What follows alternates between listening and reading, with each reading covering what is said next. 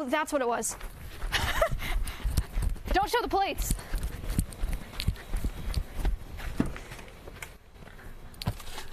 I remember.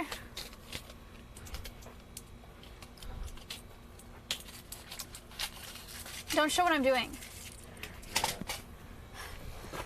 Just taking a little snacky. Just eating a little. That makes it sound sketchy. It was a birth control pill. I forgot to take my birth control last night, so I took it this morning. That's what that was. Hello, good morning. Should have said it was a mint. Oh, damn it! You always eat mints. Keep showing it. Close enough. I'm so hyped for this keeping stream. Hooray! Thanks. Mr. Jake 14 resubbed for 13 Chat, months. have we never had... Bonky, let's so ooh. Caleb said ew. Gobius 7 resubbed for 6 Caleb, you wanna... Do we need to have a conversation? No, I don't want to. Actually, I changed my mind. Hello, everybody. It's been 5 weeks aware since what? Wow. Since I filmed the keeping stream.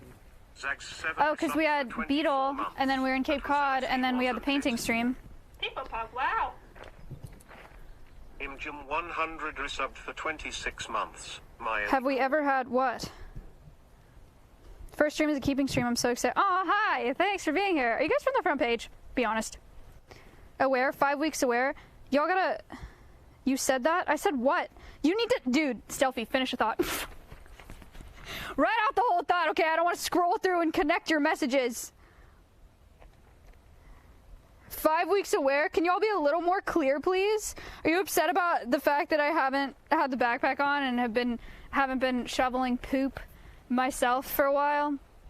Guys, it's how it goes sometimes, you know? What you also have to understand is despite me not doing normal keeping streams, or this for a few weeks, you see the animals so much more than you did before. Remember when I got Alveus before the whole shebang, and you guys only saw the animals once a week? And now you see them every day on the live cams, and because I do a bunch of extra stuff, a bunch of extra Alveus streams and collabs. So...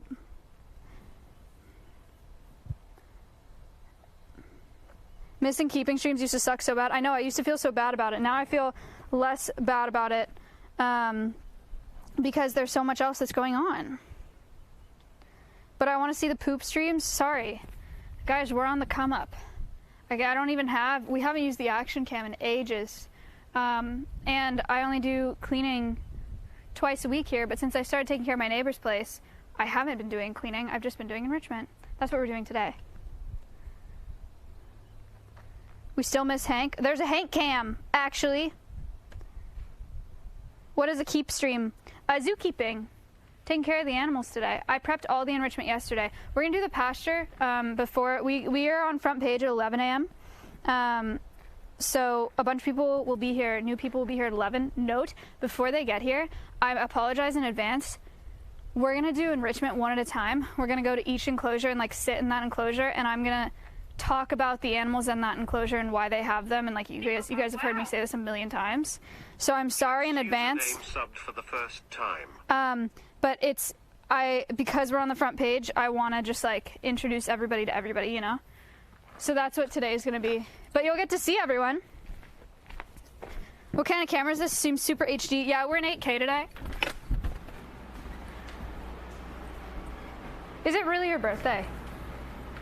Gamer Wheels, happy birthday.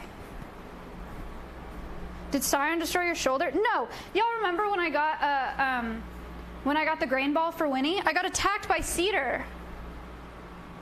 What the heck? Okay, we're gonna give these to the pasture. Uncle Jimmy's hanging ball. You want this box? Okay. Flip works for Jimmy here, and I think he would like this. Okay, great. You want both boxes? Okay. What a great name. Yeah. This is it's like oats and stuff, sweet stuff. They hang it on the fence, and the donkeys and Acero can eat it. Guys, May 8th is...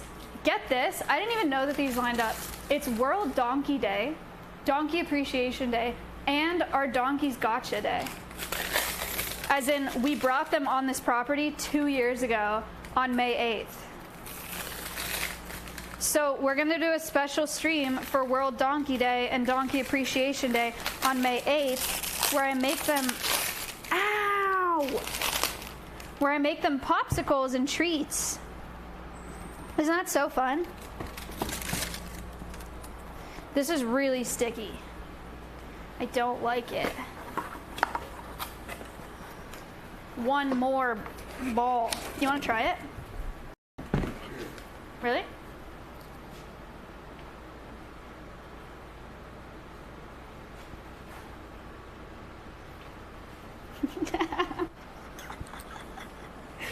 It's good, right? It's very crunchy. It's like molasses.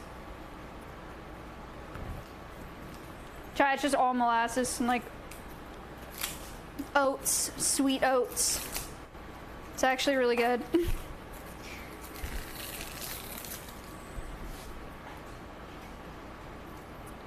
Dude, this plastic is so cringe.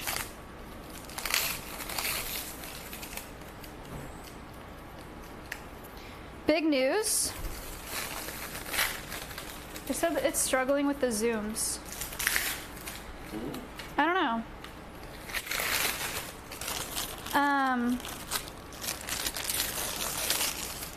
Hello? Okay. Your knife skills are cringe. A guy has XQC in his name. Okay. Wash. What was I gonna say, dude? I was talking. I keep forgetting. Oh, I forget I have a lav mic on.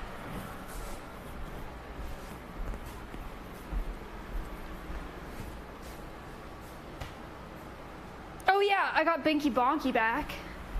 These are so heavy, which is actually insane. Binky Bonky is my truck.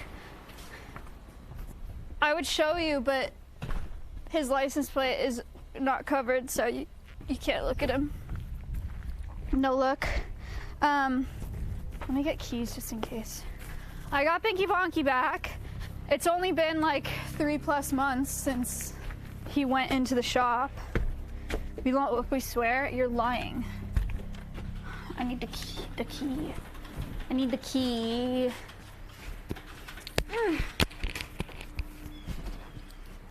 Don't look at the key.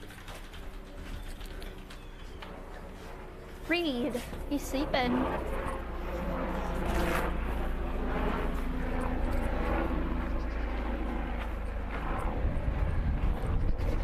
Where is it? Oh, it's over there.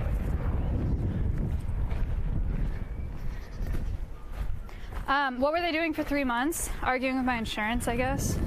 Hi, Toads! Hi, Toads! They were arguing with my insurance. It took forever. I still had to pay like $1,000 despite insurance because the repair itself costed $8,000. What happened is I was driving on the freeway and someone's alternator fell off their car or something and crashed into my car, into my grill. And so they had to like replace a bunch of the front of my car. So it was an $8,000 repair. I had to pay $1,000 of it, which is annoying. But now I have my truck back. It literally, maybe it was more than 3 months. I don't know. It happened at the beginning of January. Oh my God. Okay, 4 months. Pain. Okay, Joe said that there were purple martins that flew in there. I don't believe him. But I also don't know how to tell without taking it down, and I'm not going to take it down.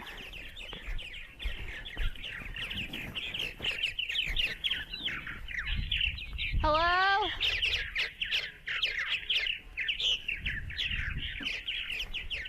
It's a speaker to attract those birds and decoy birds, but I don't see any actual birds. Stomp?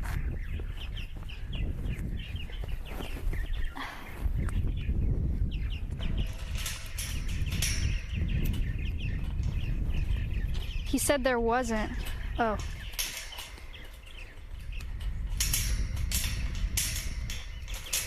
Is this the wrong key? No.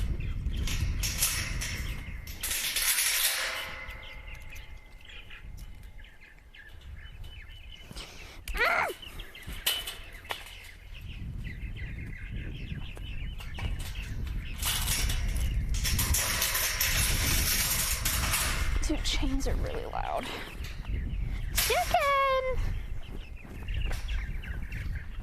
That's Stomp.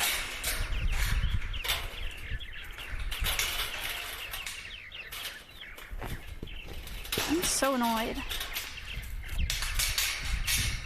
That's Stompy.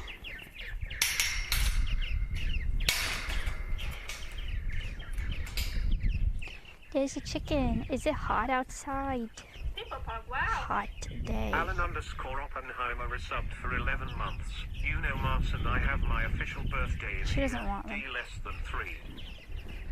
Wow. Nice. Thank you. Neptune's Fork is subbed for 27 Alan. months. Neptune. Stompy's so big now. Thank you. Hello, baby cow. You wanted to see? She lick. Wow. Meaningless words subbed for the first time. Wow. Yummy. Crowned Iris subbed for 11 months. Happy Friday, Maya and Stompy. I love this bird so Thank you for the 11 months.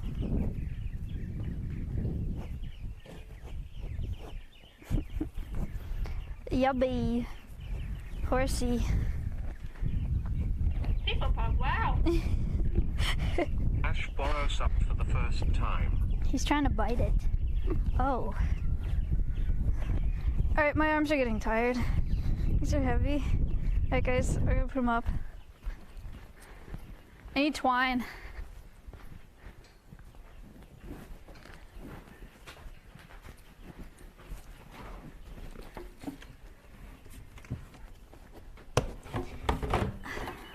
Oh shit. Oh shoot. I mean. Hello, baby cow. Hello, donks. I'm gonna put them in cam view, so I'm gonna put one right here. Can you hold one? No, you can't. It's okay. They're equines. Sarah, oh my god! He's biting it. Wow. Zorro 1209 is up for 38 months. Thank you for the 38 months. You got a donk.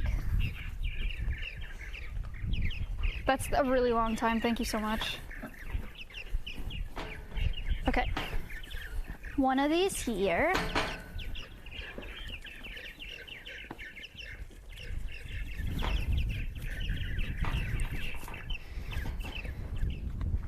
And then the other one, dude, chill. Oh my god. Hey donk, look.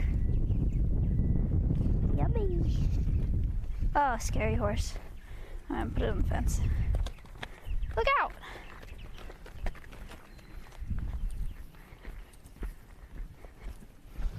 Dee dee dee dee dee dee dee dee dee. Hang it on the fence. Hang it on the fence. He's... Dude, let me tie it first. He loves it. Dude!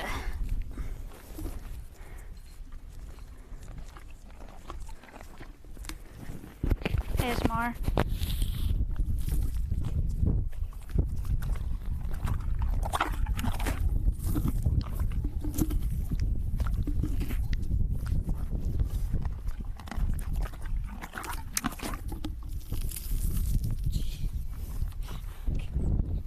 He loves it.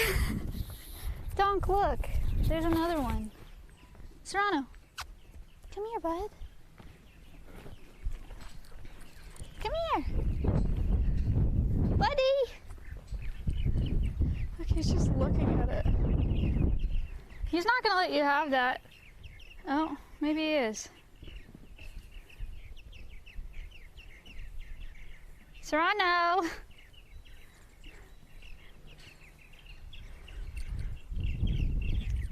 Aw, yeah, that's nice. Sharing. But really, okay, we don't need 3. Oh, he's not. Serrano's not gonna let Jalapeno have them. Donks. Come here. Hey!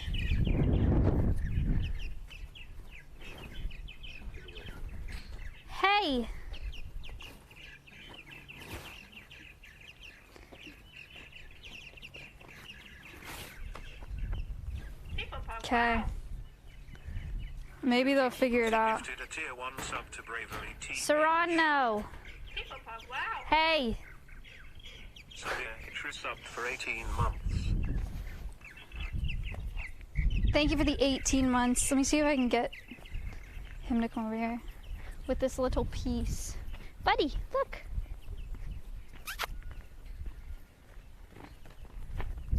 Look. Yes. Yes. People Pug, wow. Come on. Fenra99 subbed for the first Come on. time. Come on. It's right here. Look, your very own ball. Yay!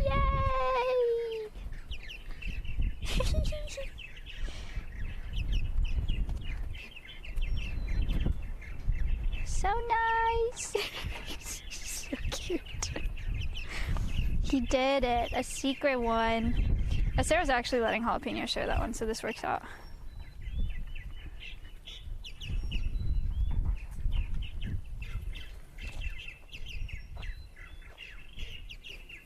Yummy. Enriched. People Pug, wow. Enrichment. Chicken, CVI_ is are you hot? You wanna shower? Guys, time to join in on the shower meta, huh? Thank you for the sub.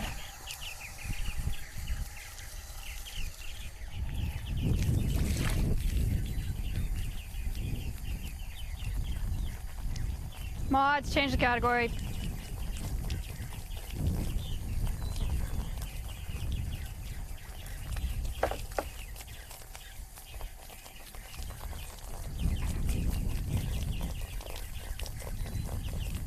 Submarine!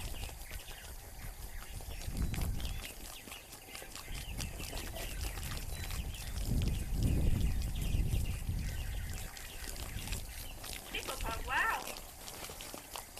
Coop 2 resubbed for 39 months. Peepo Tub. Thank you for the 39 months.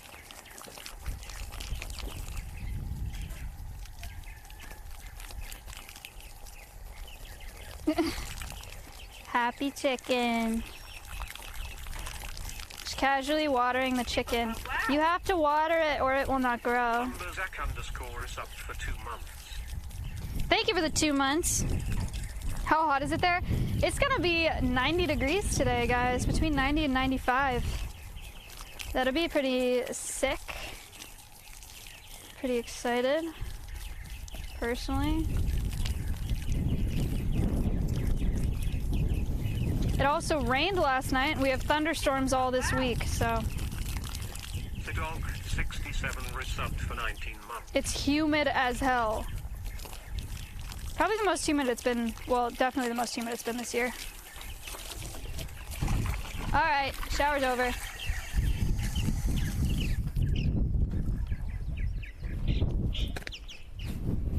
People Pug, wow. Subbed for the first time. Yay, Stompy. People Pug, wow.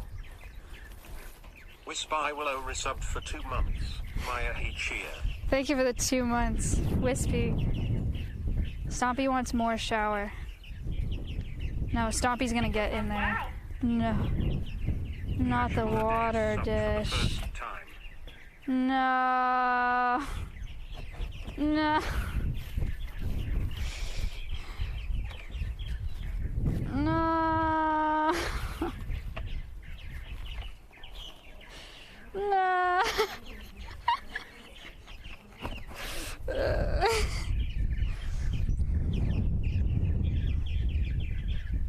He really needs that pool to get done. We got the Bobcat yesterday. Connor's working on it today. For y'all's information, that is Stompy's new pool. Okay, but we have to cut out the hillside so that he can get in it because it's too high. So for now, he will use the water trough as his pool.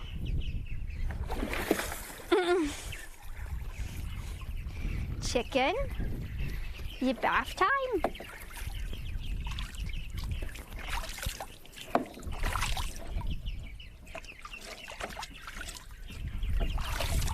People Pug, wow. Diego_boy_sandwich resubbed for 2 months.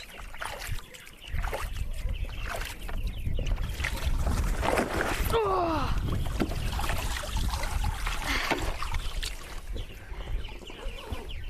People talk wow. T0 subbed for the first time. Thank you for the sub. Well, there you go, guys. Oh.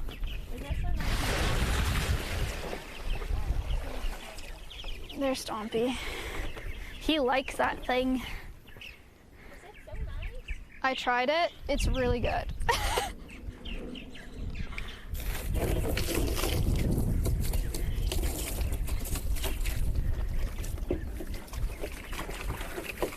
Someone said waste Dan's game. This is the water that they drink out of, so it's gotta be cleaned out, you know. Stompy, please, no. Stay over there.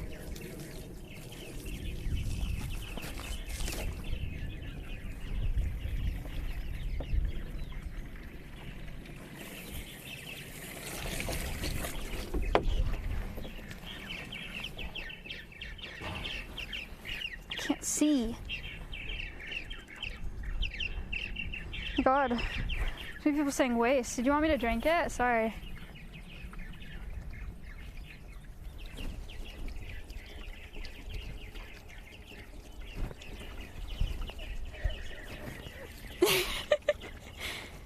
It's sticky. Look at his lips go. Oh my God. They also have World Donkey Day in like 3 days. The donkeys are being celebrated this week and getting enriched. Oh my God, his teeth. So funny. Honestly, that's kind of sick for looking at their teeth. Because you really get to see them when he's eating them. Making a cake. Oh yeah. World Donkey Day on the 8th. Look at Stompy's new feather growth on his back. I've been checking it every day. Isn't that crazy? He had a couple scabs on his back. I assume somebody got him. Where were they? No. It's hard to look when you're all wet. No, Stompy, please. Stay over there.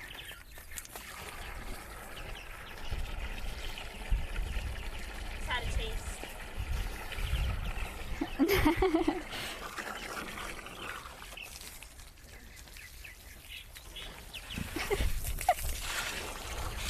That's a lot of water. No! He wants back in.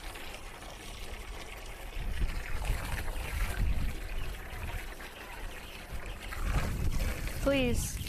Please. Please.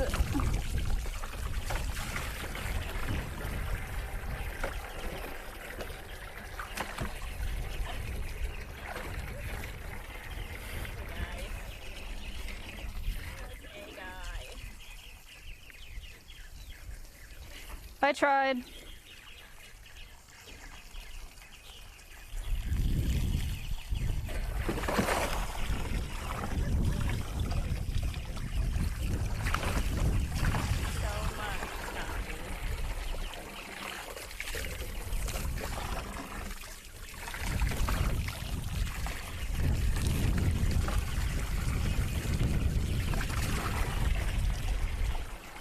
Mods. Mod, change category. I need to fill this whole thing up. What time is it?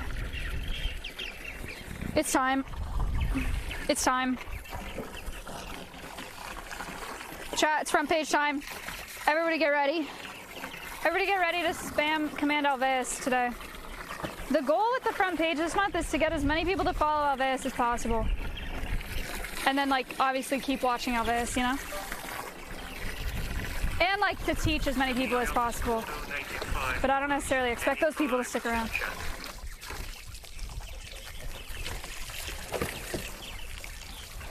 Command party.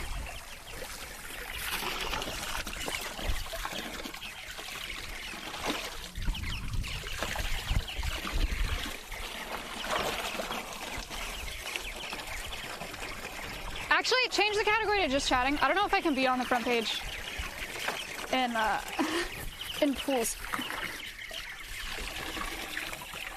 Thank you. Sorry, I didn't think about that. I don't want to get in trouble.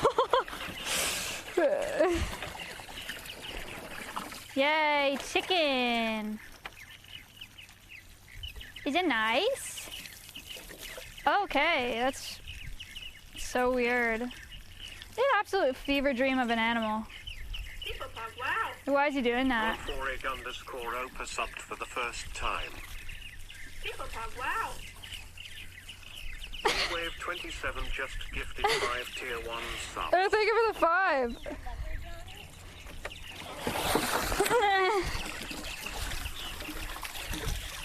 He's weird.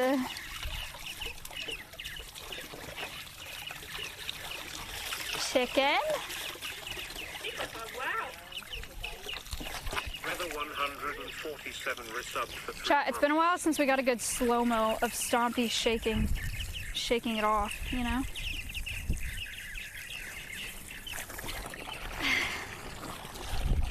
Higa. Stompy, time to get up and shake. Okay, well, you did it a little bit too fast. I don't even think I got that. He's up.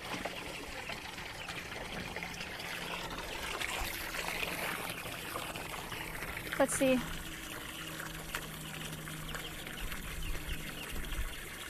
I did not get that. Tragic. All right. Yeah, oh. It's really sticky. Oh, hello. Oh. Sorry, stop.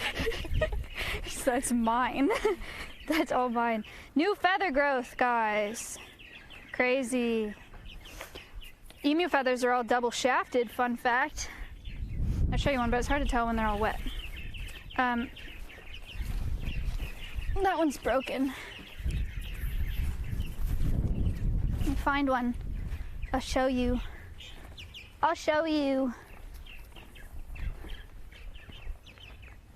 Where the frick are all the emu feathers? They all flew away.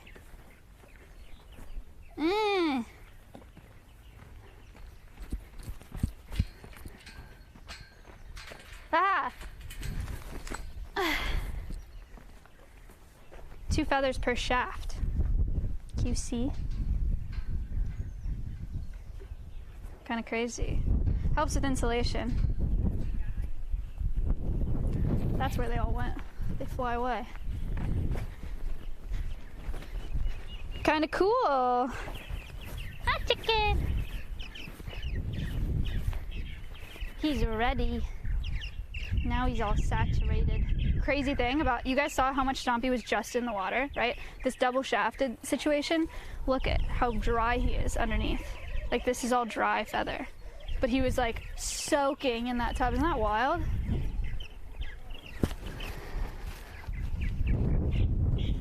Crazy stuff.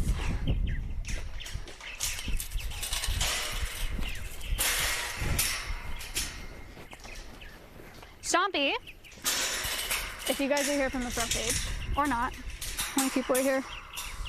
Oh yeah, Stompy is an emu. Emus are native to Australia. It's a ratite, so related to ostriches and rheas, cassowaries. And Stompy was the first ambassador we got here at Alveus, so that we could teach people about the exotic meat trade. Emu meat was super popular in the 90s. Less popular now. It was an alternative to red meat. But emus were farmed for meat, and it's a good segue to talk about all of the animals that are farmed for meat. There are a lot of exotic animals that are used for consumption, and some populations it really hurts. Emus are pretty lucky in that their populations haven't been hurt by that trade, but a lot of species have been. So, yeah. Like cows? Yeah, just like cows. That's a dote. They get let out every day. They just don't get let out until all the stuff is done that they can't mess with because they're problematic.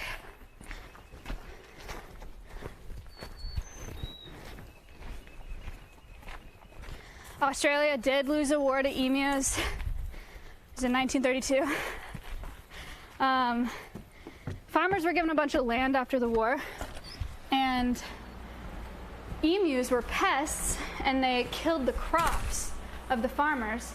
So they went to the Minister of Defense instead of the Minister of Agriculture, even though they had both, and were granted permission to take machine guns out there to try to shoot down all the emus, or try to cull emu populations, and it didn't work because emus are too fast. Mr. Souls 2 subbed for the first time. So they lost the war. They gave up after several attempts and like not that many killed.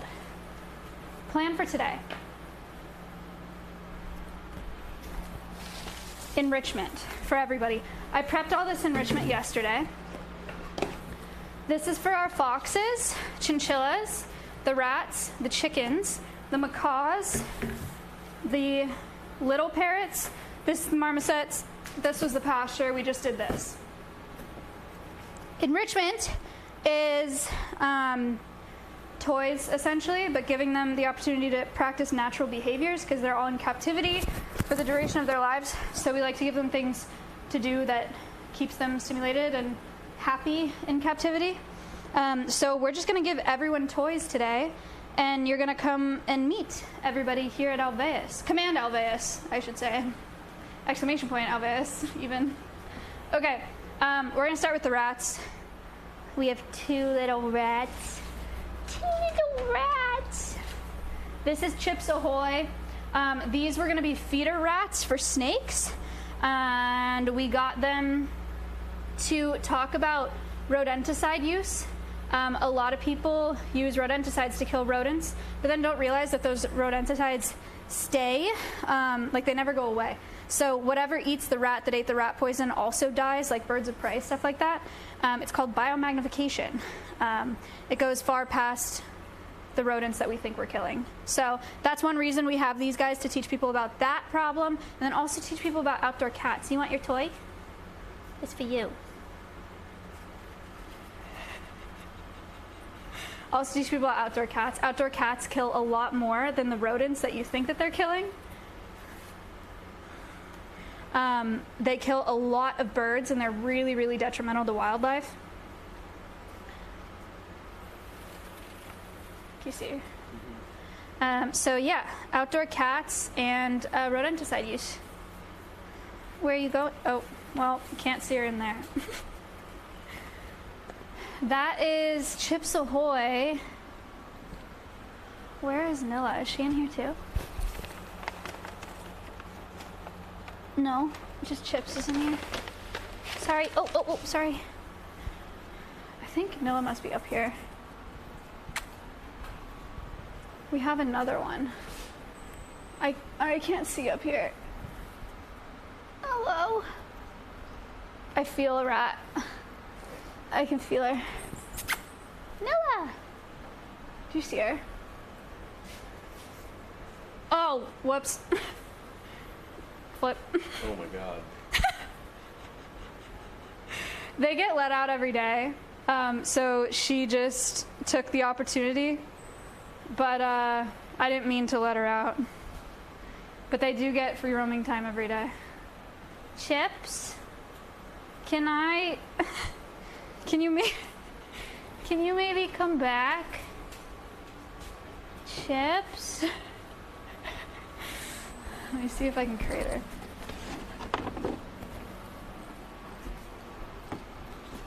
Can we go back inside? Oh.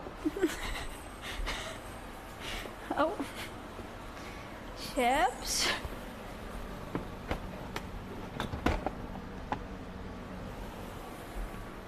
Oh, there she is. Here you go, for you. This is Nilla Wafer.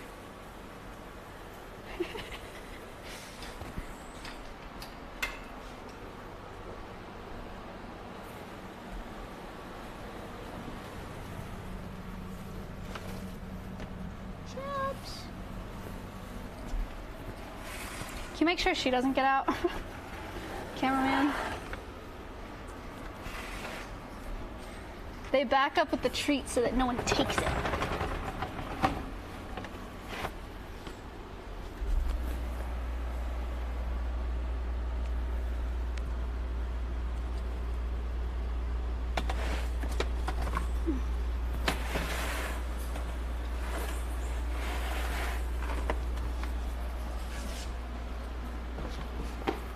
I need to bait this rat into the crate with a Cheerio.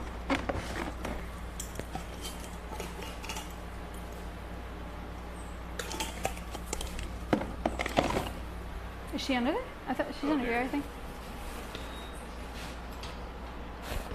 Whoops. My Cheerio. Chips? Oh no, she found a treat under there. Chips? Chips? There you go. Don't leave. Tragic. I didn't set myself up very well for that. I couldn't close it. Chips?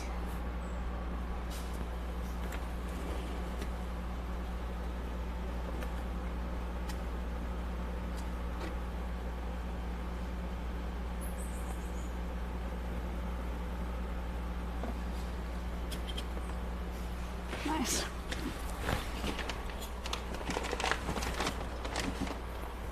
Easy. So, no, no escape, not again.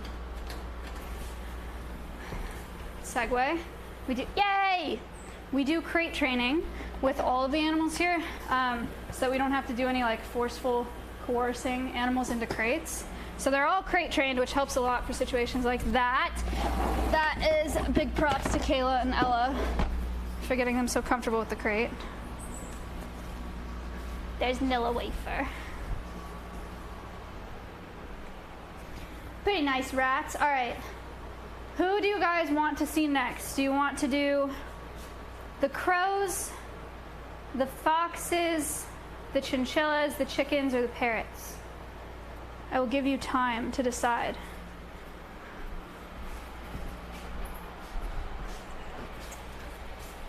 Whoa.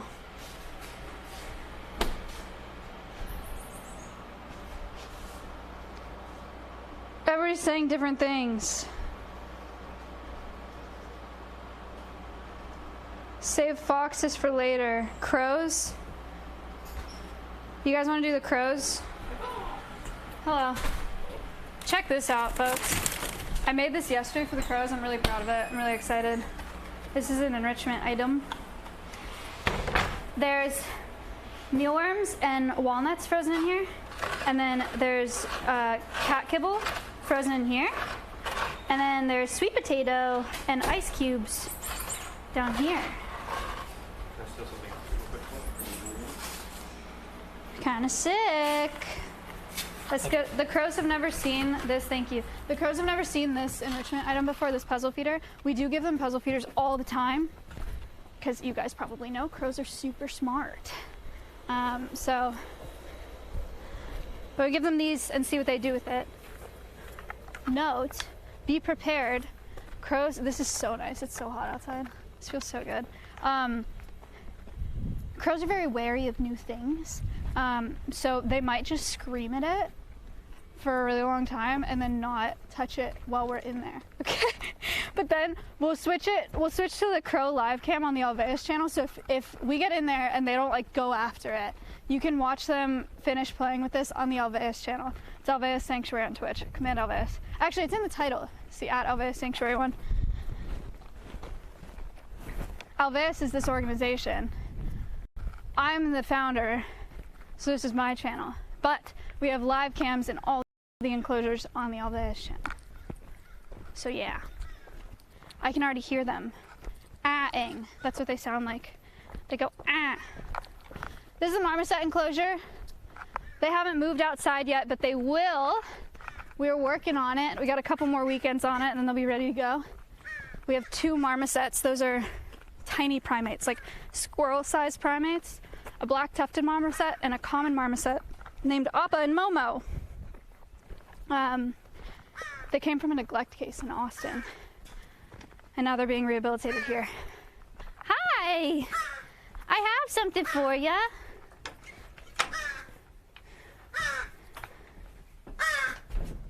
Abbott?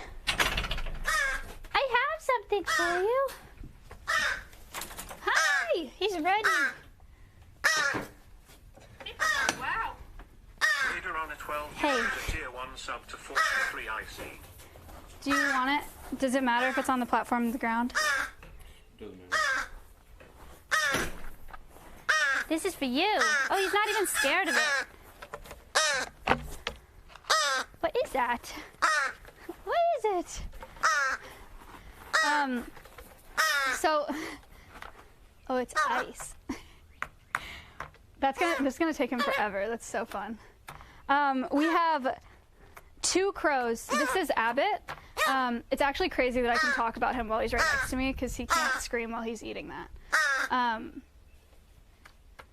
Abbott and Coconut were both born in the wild. They were blown out of their nests when they were babies, and so they were raised by wildlife rehabbers, and they imprinted on people, which means that you guys know how baby ducklings follow their mom.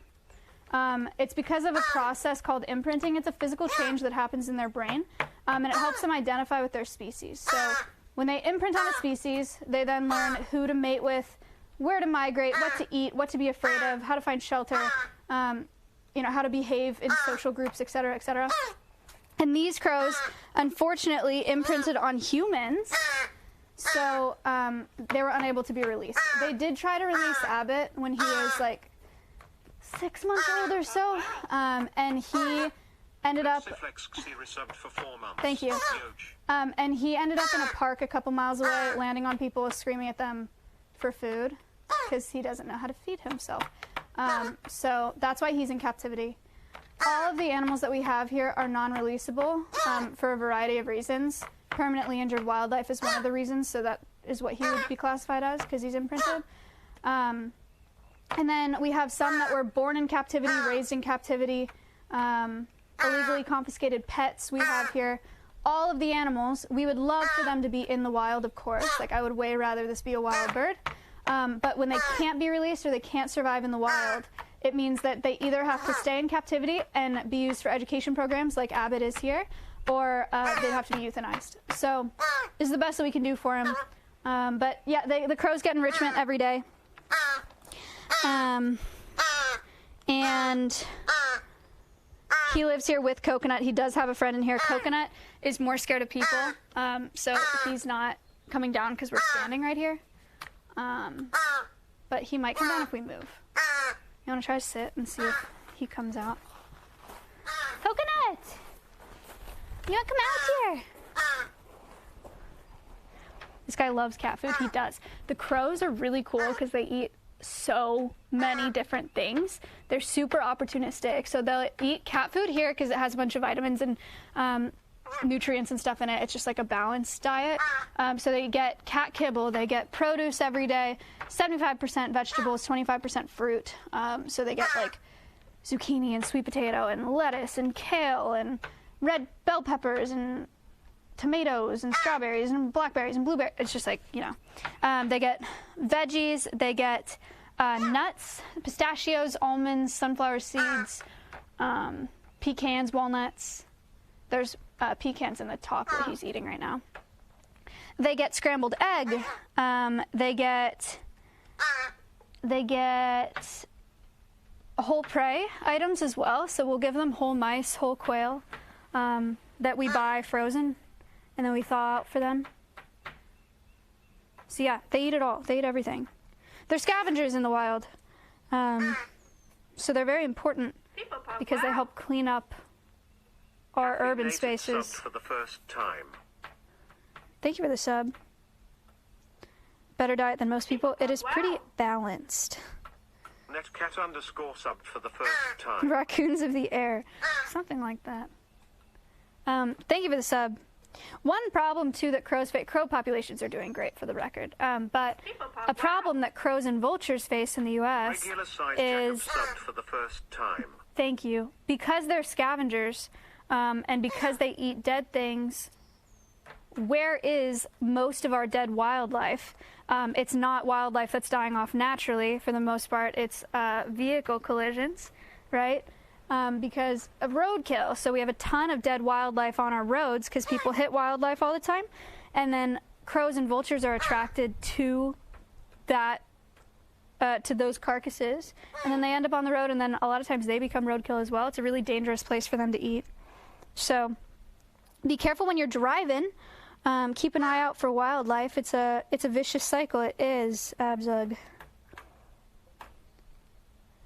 The crow cam is up if you want a second angle of Abbott eating. It's much higher if you want to see what he's eating on the Alveus channel. Why does he just crow randomly? They're super, super vocal. I don't know what all of his vocalizations mean, but he just never stops. It's also a mark of an imprinted bird, is a bunch of baby noises all the time. They're just very loud. He's saying yum. Do you guys have any questions about Abbott before we leave and let Coconut come down? Because I want him to get a chance. Thank you, Set Range. This is enrichment. Yeah, crows can talk, absolutely. Yeah, crows can talk just like parrots can. They can mimic human speech. They can mimic accents. They can mimic specific male voices or female voices. Our crows have not talked yet that we know of, but they do. Abbott makes really good owl noises. There are some great horned owls around here, and he will mimic them.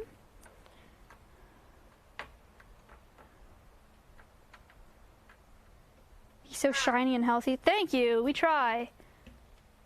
He's pretty happy. All right. You guys want to watch him finish this enrichment? I like sitting in here, but I want to give Coconut a chance to play with this, and he's too scared of us to come down. So watch Coconut come down on the Alveus cam.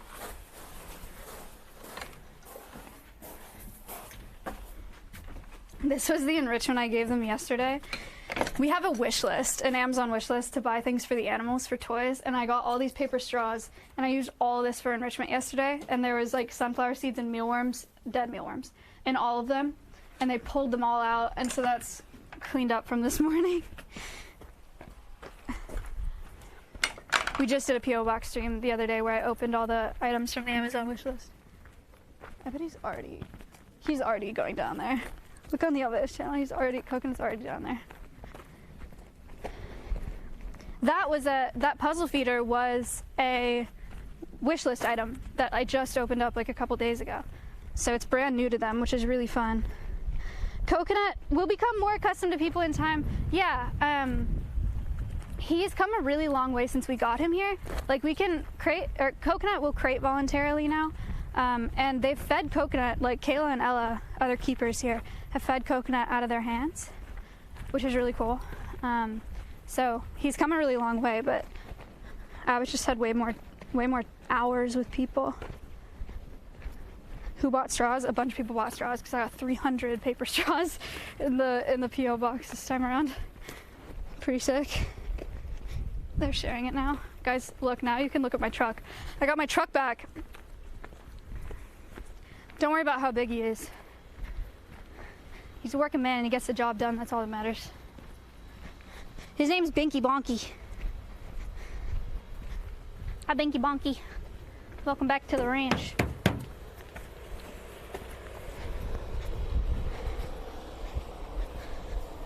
Okay. Next. You guys want to do the chickens? I have a really fun enrichment thing for the chickens today. I think it's funny. I don't know if y'all are gonna think it's funny. I got this xylophone. This was a P.O. box thing too, or a wish list thing too. And I'm gonna put mealworms under it, and they're gonna make music. Donated $20. Oh, yeah. Thank you so much. Do you ever forget to remove those license plate covers? Yes. Yeah.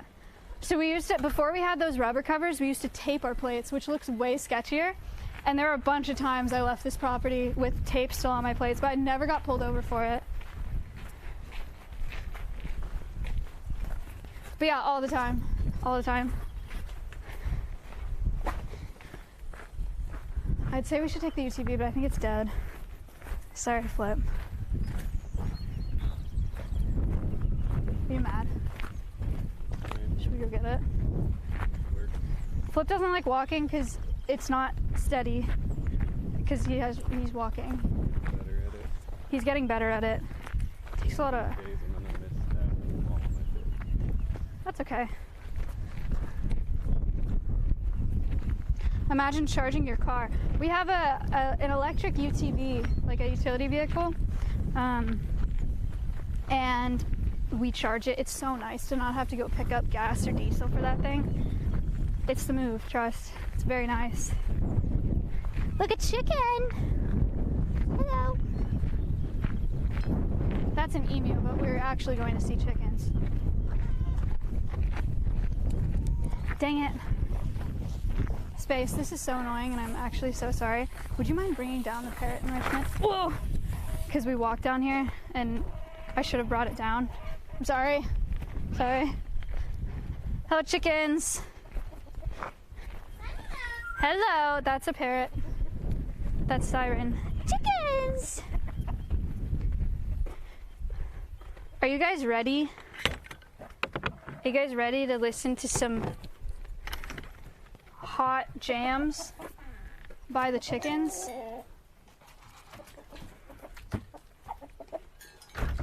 Hold on. Is that not the cool way to say it? Flip produces music. You think that was lame, what I just said? Maybe the name of my next EP, Hot Jams.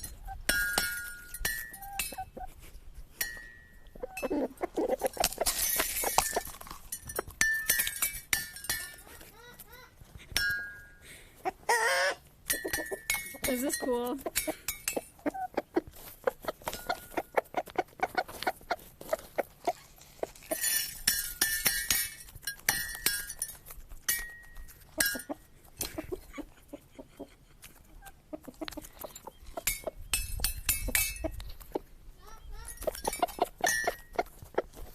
It sounds great.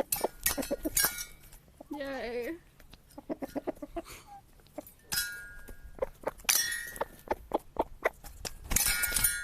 Oh my god, it's getting crazy.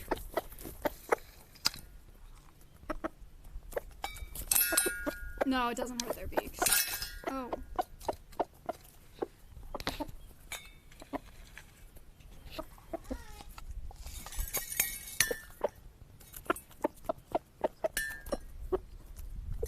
Does this go hard or not? Oh. What, do you think this goes or no? Yeah, Okay. we could definitely sample it. We're gonna sample it.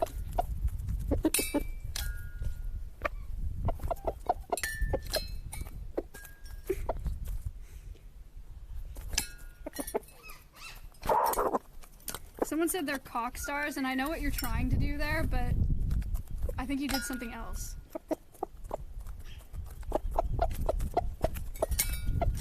That chicken is so shiny. Yeah, okay, so this is Oliver. Oliver I got out of a reject rooster cage at a feed store. What the heck does that mean? People buy chicks wanting hens to lay eggs, like in backyard coops. But Oliver is a rooster, so he was raised by people. He really loves people, but they didn't want a rooster. So they put him in the reject rooster cage. He was in like a really small wire cage, and there was a piece of binder paper on the top that said $5. So I gave him a $5. And I brought Oliver home. Now he lives here. Nugget came from the same place we got the parrots. She lived in a chicken coop, but they all beat her up. So she had to get removed from that chicken coop so they didn't kill her. And that's why she lives here. And then Henrique she lived at my neighbor's place, and my neighbor donated her and one other chicken here. So why do we have roosters? Because they're not very, or why do we have chickens? Because they're not very exotic. I want to make sure I'm not kneeling in chicken shit. Chicken poop. Why do we have chickens? Because they're not very exotic. It's like a wildlife sanctuary, an exotic animal sanctuary. We use the chickens to teach people about the agricultural industry, about food labels, about what to look for when you buy your eggs, both from an environmental standpoint and an animal welfare standpoint. The ag industry is huge and has a massive, massive impact on our environment. And then we're also concerned about animal welfare. So the one takeaway from the chickens, if you're in the U.S., if you're buying eggs are really expensive right now too. So like, no worries if it's not something you can do. But if you look for certified humane label on your eggs, that is a third-party certifier that ensures that your chickens are actually pasture raised. You know what's crazy is free range and cage free really mean absolutely nothing. But if you see that, yeah, they're putting the emote in chat. If you see that label, you know that they're actually raised in a pasture and are actually well taken care of.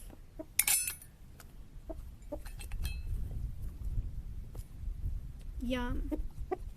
Okay, they're done playing music. They're not inspired anymore.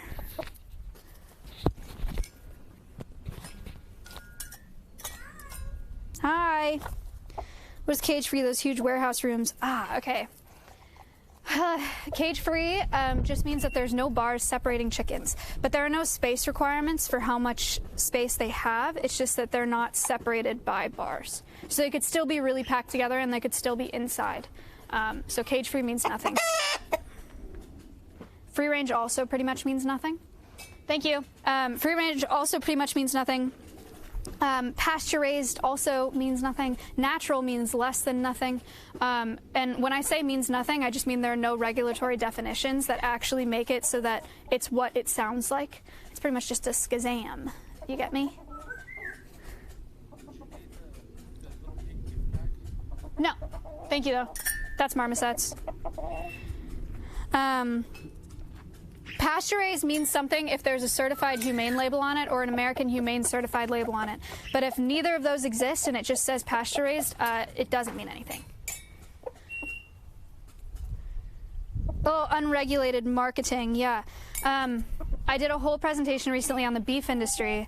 Pasture raised for the beef industry, this was like the craziest thing I learned about the pasture raised label, is for the USDA, United States Department of Agriculture, for pasture raised, they don't define the substrate and they don't say that there needs to be any vegetation.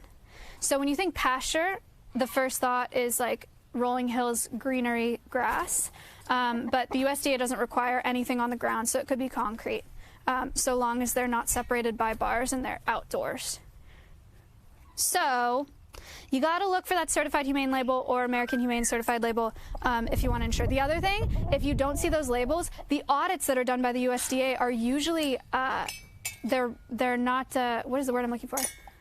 The audits are done remotely, so they don't actually visit those facilities. So they could say that they're doing all the things that they require, but there's no enforcing of that because the audits are not done in person. Are you still making music? Yeah. That was nice.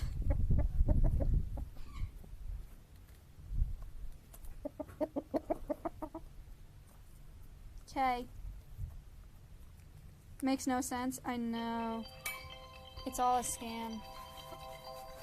Chickens just made that music. It's crazy. Hey, I'm live. Sorry. Can I call you? I'm on the front page. There's like a bunch of people here. Otherwise, I wouldn't care. Okay. I'll call you after. Bye. Normally that's fine. Cutie was like, "Can I trauma dump?" And I was like, "Maybe not today." Okay. Are you guys set? I think I just squatted in chicken poop. Yay, chicken poop! Look, sometimes Oliver likes scratches. Oh, that's nice. Oliver's an olive egger. That's the breed that he is, like dog breeds. He's an olive egger, which means if he was a female, he would lay green eggs. She is half Brahma, half Sapin. So she's a hybrid. She is an Americana. Henrique, Oliver, this is Nugget. Nugget's an Americana. She lays blue eggs. So an olive egger is just a cross between a blue egg stock and a brown egg stock, which means they lay green eggs. Fun fact. All right, we're gonna leave this xylophone in here in case they want to practice their musical prowess alone.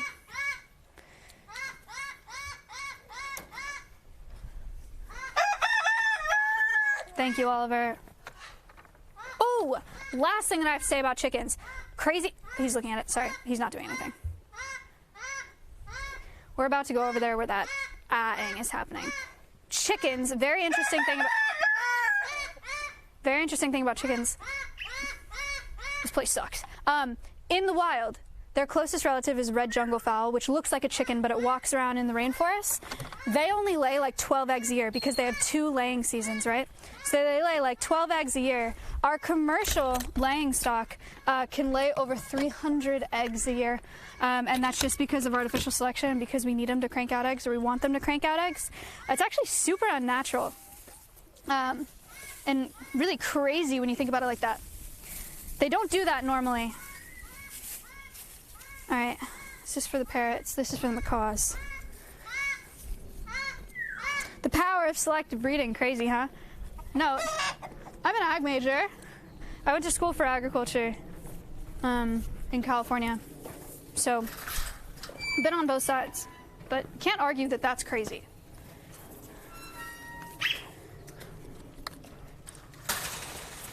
Yeah, dirt degree and whatever. It's fine. No, it's closed. What are we spraying on our feet? F10. It's a veterinary disinfectant. For going from enclosure to enclosure. Hello, everybody. Alrighty. So, welcome to the parrot aviary, everybody. We have 4 friends in here. Friend number 1, this is Siren. This is the one that you heard screaming earlier. You wanna come down here, Siren? Let's say hi. Hold on, I'm gonna get some treats for her.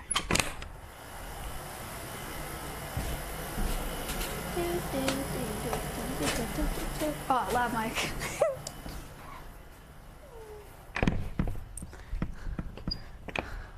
I always forget it. Siren, come here. Hello. All right. This is Siren. Siren is a blue-fronted Amazon. It's a bird that lives in the Amazon rainforest. Good spin, wow.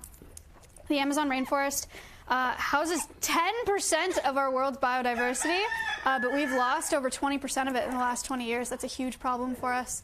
Biodiversity is super important because it's like screws on a plane wing. Each species, the more you lose, step up. No. The more you lose, the more likely you are that the whole wing is going to fall off. It's a big problem. So we need lots of species to have a healthy, balanced planet. And then the rainforest, the Amazon rainforest, sequesters a ton of carbon every year as well. And that's really important because that's less greenhouse gases in our atmosphere, which means less global warming. Can you say hello? Hello. That's nice. So that's one thing about the Amazon. She sings happy birthday. You say happy birthday? Hi, birdie. Can you say happy birthday? Birthday. Birthday. Did you hear it? She said birthday. She's singing. Happy. Good spin. Good spin. Can you say happy birthday? Birthday.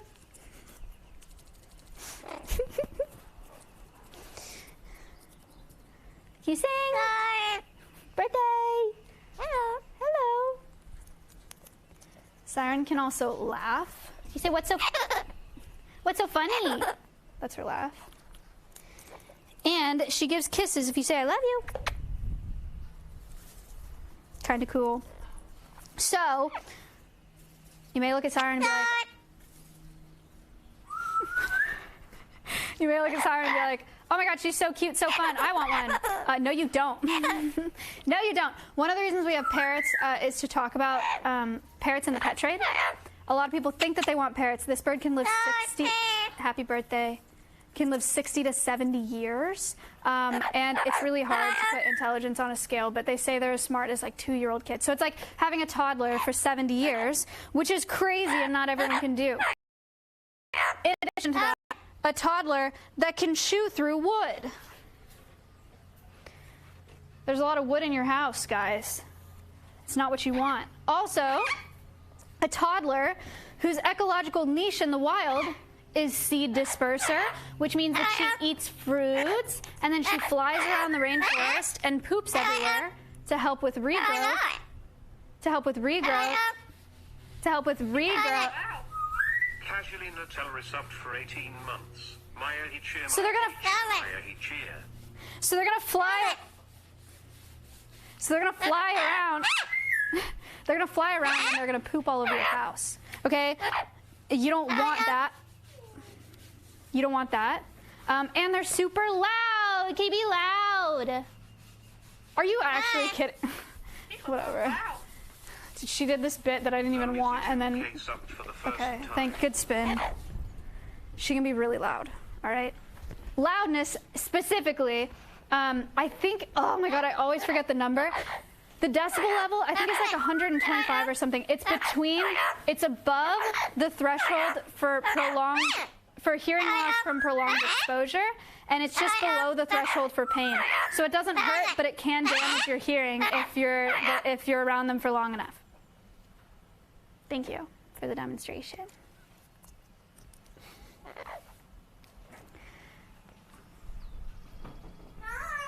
So that's Siren. Let's go check out Mia.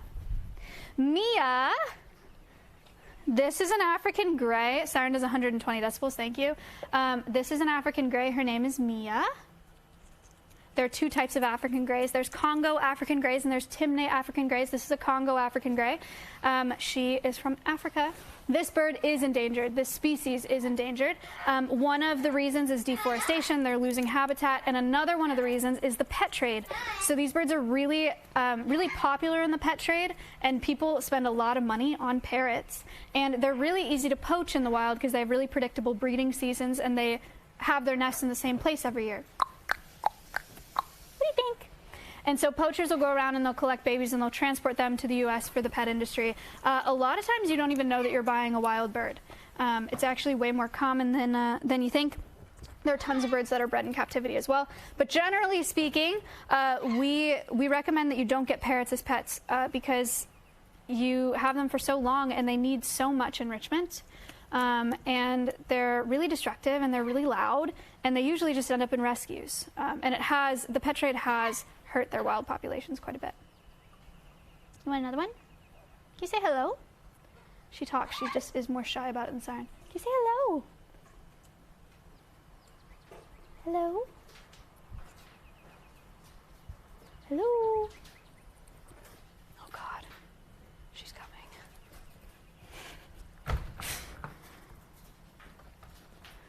Give her scritches. Can I touch? That's nice.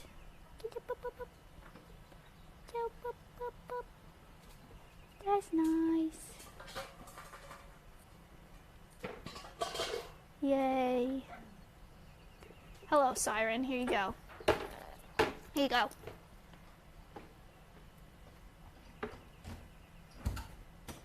Not impressed. Hello, Siren. So, I think that's what I have for the parrots, for like the pet trade and habitat loss. The parrots get enrichment every single day.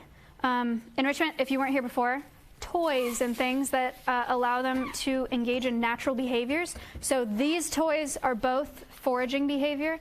Parrots like finding their food in the wild, finding nuts and cracking them open.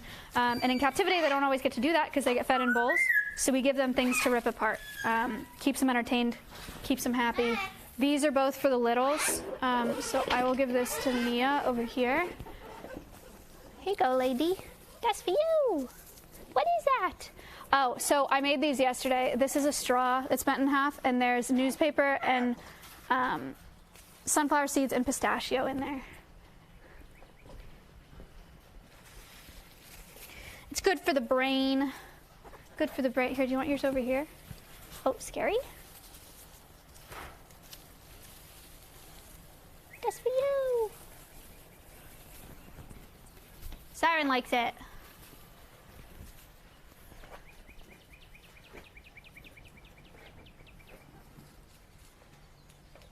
Yummy, what's in there?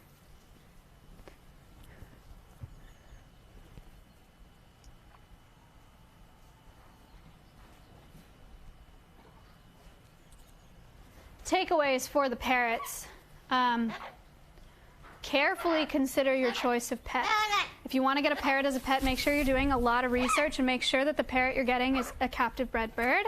But also note that it is a lifelong commitment and they don't do well with transition. And so if you're not sure that it's going to work out, it's really hard for them to change owners and change places. It's not good for them. So I just wouldn't. Also, if you watch the live cams enough, you know that you won't really want one because they're really freaking loud. I'm going to move this because I think she's scared of it and I've kind of trapped her between two of them. So I'm going to put it over here. So that she can choose to be around it if she wants to be. All right. So, I said we have 4 friends in here. These were 2 friends. We also have 2 macaws. Macaws are a lot. I'm just going to go ahead and say don't get a macaw as a pet. Doesn't really matter who you are. I like, there are some people that can do it, but it is like a crazy bird lady that's single her whole life and has like 60 years to dedicate to one bird, and sometimes it works out if that's the case. But they're a lot. They can chew through wood. See, look at them over there. They can chew through wood. You can see that we painted that black, and that's all stuff that they've chewed off. If you look above you too, that platform, they've completely chewed that. Their beaks are way stronger than these small birds, and they can bite way harder. They can break bones when they bite you, and you don't want that. So, this is a crazy enrichment toy that I made yesterday. I don't know how they're going to feel about it. They've never had something like this before, but it's like a poster, came in this in the mail, and I stuffed it with a bunch of newspaper, sunflower seeds, pecans, and pistachios? I think that was it. You can film them doing it. Tico, the one closer to me, is a blue and gold macaw. Blue and gold macaws do exist naturally in the wild. And then Miley over there is a Catalina macaw that is a hybrid macaw between a blue and gold and a scarlet macaw. Tico we got because Tico was abandoned in a box outside of an SPCA, like a humane society in California. Here, would it help if I put it up here?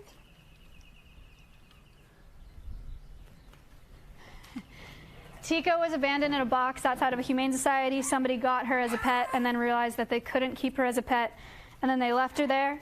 And then Miley was someone's pet, also a surrender. They got her and then realized they couldn't have her in their house. And so she was surrendered as well. This is going to take them a long time to get through.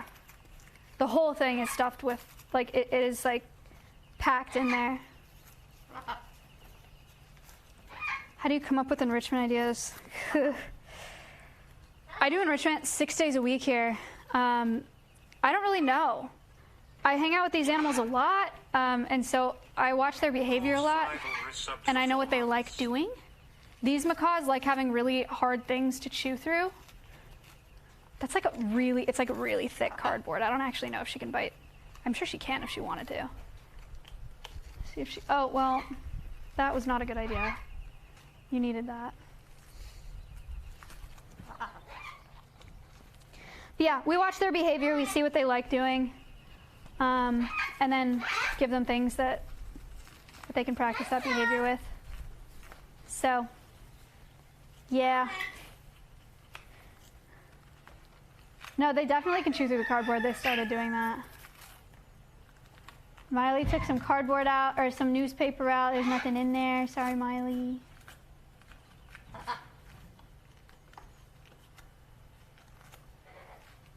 You said the string was really strong? Yeah, not for a macaw. Wow. Wow, good job, Tico. Gifted a tier 1 sub to M1K3D3L78. Thank you. There's another, like, parrot example. Wow. Is their favorite thing to do is just destroy. And so if they were in your house, they would just want to do this with everything that they could. It's just what they like doing. It's kind of a nightmare. These two are pair bonded. They're both female though. Oh, that was Mia. She makes really good sound effects. like a backup beeper and microwave and a phone and stuff. Bones 7,918 subbed for the first time. Thank you for the sub. That's very nice. I think Connor's on a bobcat. Hippopog, wow. Mia! Are you making Anonymous noises? user gifted a tier 1 sub to Notapit Rock. Good job.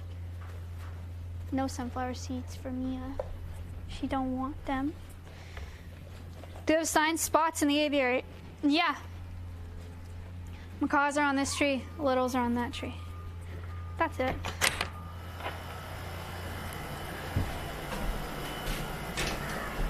Hi.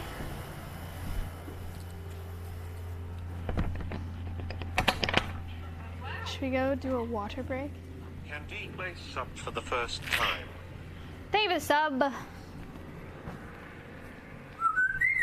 Alright guys, that's the parrots. Never talk on the Twitch camera. Okay.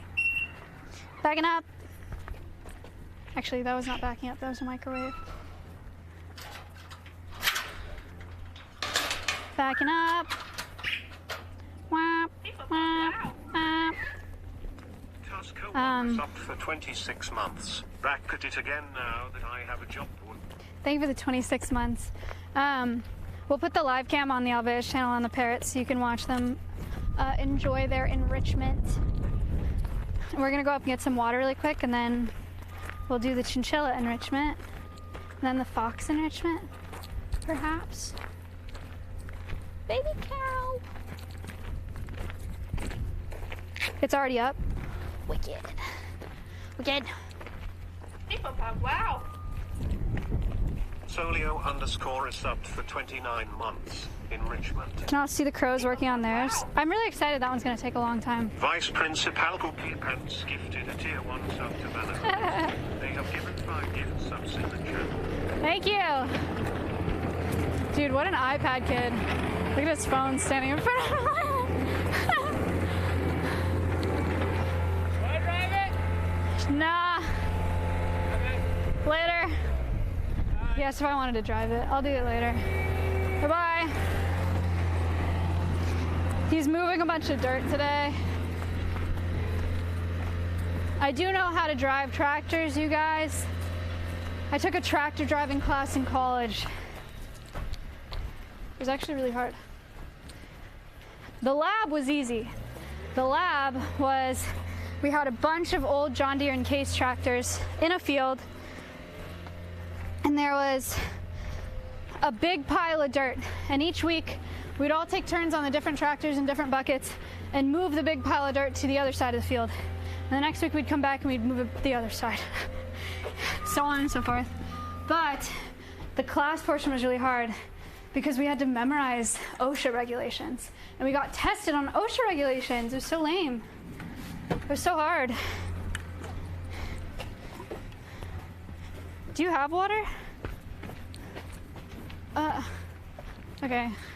I'm filling up my water, and then we're gonna give Flip a boxed water. Are you excited? Sure. He's excited.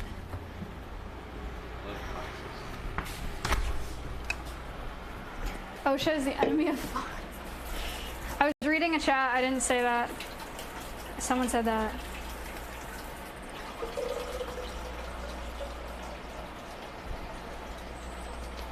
Package water. Check this out. This was also a wish list item. My dream. A little ice maker. So cute. Yay. Ice. Okay. Chat, hurry. The cameraman needs water. What a prima donna. He won't shut up about it. Flip never shuts up, actually. He's just always talking. It's so annoying. Wow. Nightlit gifted a tier 1 sub to Ozu_inspector. They have given 61 gift subs in the channel. Thank you. All right.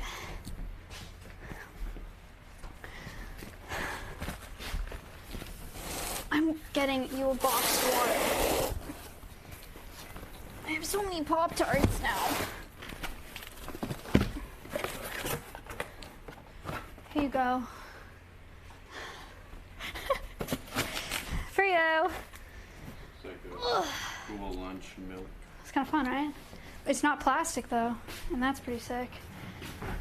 Okay, chat, quick break. Nobody panic. Stay hydrated so we don't pass out. That's the goal right now, okay? Nobody panic. Shut up. Gross. Guys, you see this dock on here? No. You don't have to look at it. It's fine. Oh! What the frick? That's the circular polarizers. Don't say that again like it's gonna help me understand what that means. I'm saying that's what it is. Whoa! That was crazy. Wait, can you do it again? What a great anti-leak technology. Mm-hmm. Wicked. Anyway, there's a, sorry, you can put the camera down. Do you want an ice cube for your box water? No. I can try to shove it in there. Oh. Your equipment's breaking. It's just a hair straightener. I'm over it. I didn't even use it today. You're over a lot of things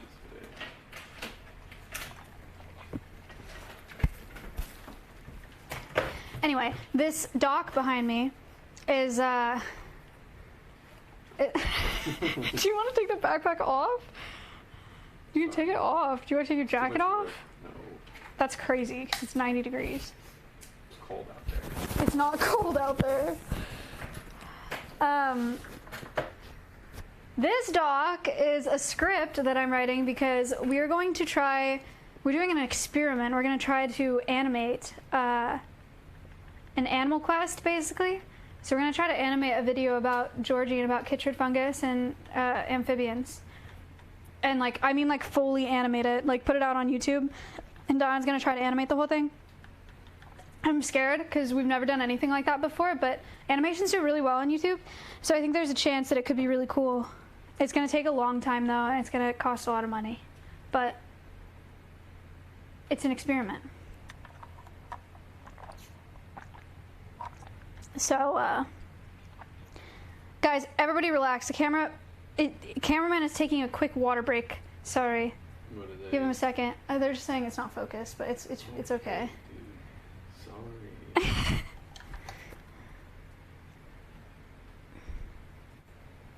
Jeff, shut up.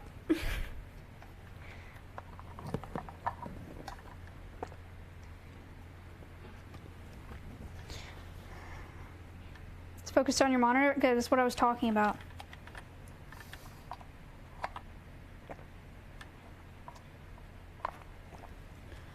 Okay. What next? What do you guys want to do next? We have chinchillas and foxes. Is that it? I guess that's it. What time is it? Oh, whoa, we're early.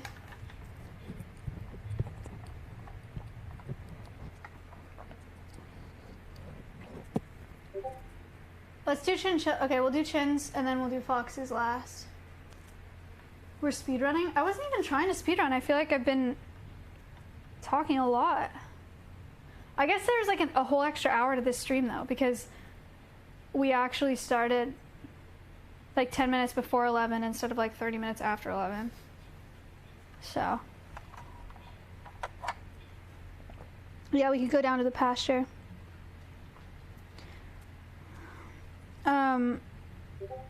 No, Josh, what? Yeah, worst case we do the macro lens today, or we mess with the macro lens today. We go find some bugs. We switch it up from keeping and we go on a bug hunt. I have some like petri dishes that I could bring out. Just as a test, we come back in here and see what they look like. Guys! Boys! We're posting a YouTube video today. Flip and I filmed it this past weekend. It's a whole thing, all right? We're trying something new. Danny and I are trying to find a niche, all right? We gave 19 ducks a pool party, and we filmed the whole thing. Flip and I went to frickin' Walmart. Like, he filmed me in Walmart buying the stuff. It was awful. It was awful. And we came back and we, like, filmed the ducks having a pool party.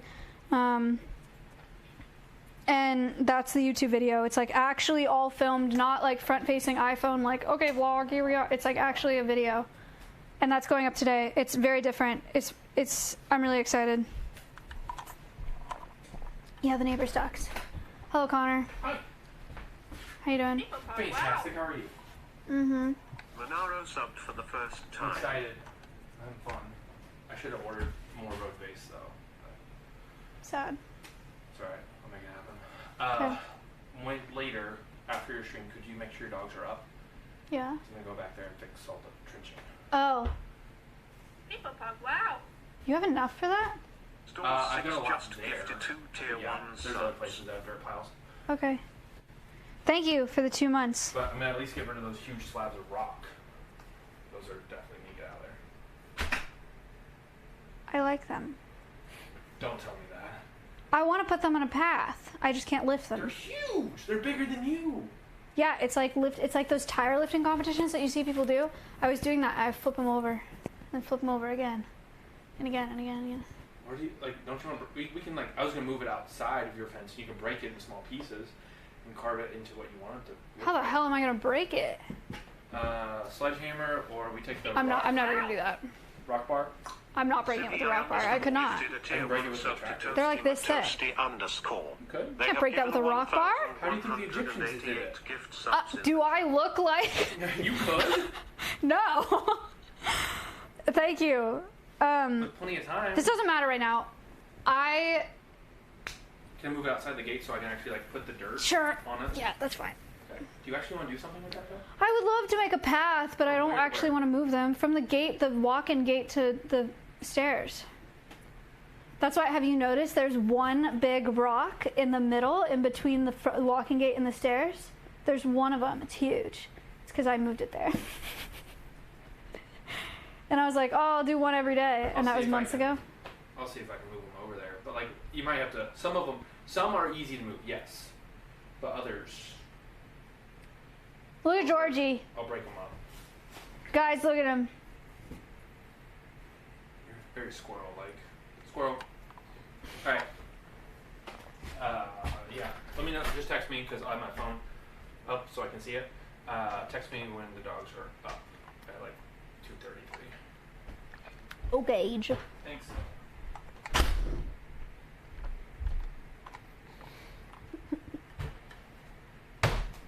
Let's keep moving. Break's over. Break's over, chat. Later on Connor's stream, he's gonna wear this eagle onesie in 92-degree weather. Carry around a freaking wheel on the tractor and farm. I thought you told me I had to film in that. I didn't say that. You said that. I would never make you do that without paying you more than I do now. I was told that's my cameraman. Oh, Hippopog, wow. Connor does not stream on the same channel. We're gonna raid into the Alveus Sanctuary channel, where the live cams are. Hello. Year epic back to SAT practice. Not Connor Eats Pants. Connor is the one that we were just talking to. He's the operations manager at Alveus. We're gonna go to the foxes because the chins are out right now. Wait, you guys want to see if... Let's see if she'll hold something.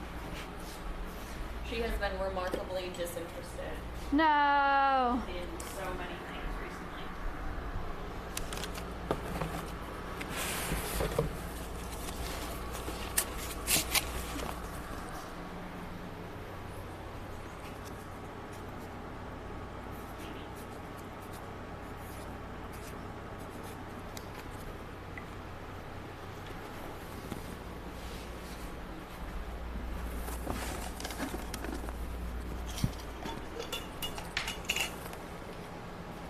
No promises, chat. Where did she go? Chin! Who's that? Chip got out today when I was giving them enrichment, and then she crated beautifully. Hey, bro. Oh, this is Moomin. What are you doing in here?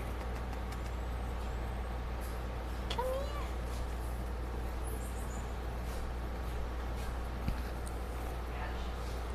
left.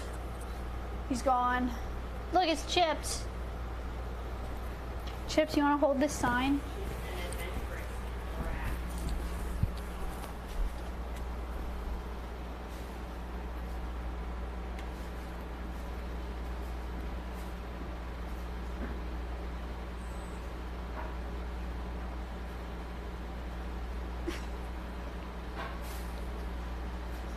She doesn't want to hold it.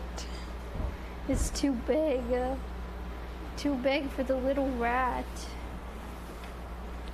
Another time. Another time. Let's go do the foxes, shall we? Are you doing diets today or just enrichment? Just enrichment. Okay. Unless you want me to do diets after stream, I can. Okay. Actually, want to do No, just enrichment.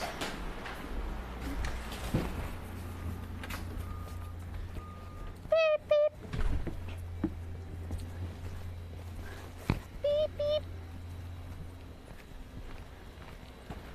We should make a pit stop right now in the barn. Look, it's the UTV. Should we drive it? I think it's charging. Rats are the best. Don't come in here. Don't. Yeah. You'll F if you come in here. This giant metal box. I'm sunscreening because I can feel it.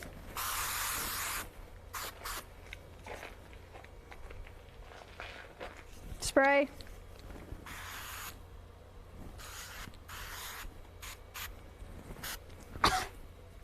Hate it. Smells like the beach. I know, right? I actually really like the smell of this one, but I hate the feeling of sunscreen on my body. It feels greasy and gross. But it's actually, the smell's kind of sick. I'm excited about it. It smells like summer. I like it.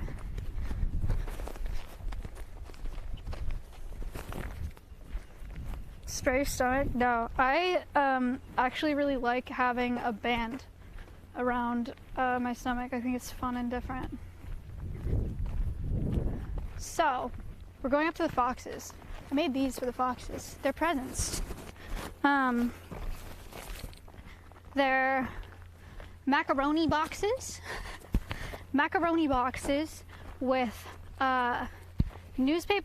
tissue paper, fox kibble, mealworms, and hickory smoked pill pockets is what's in here as their presents.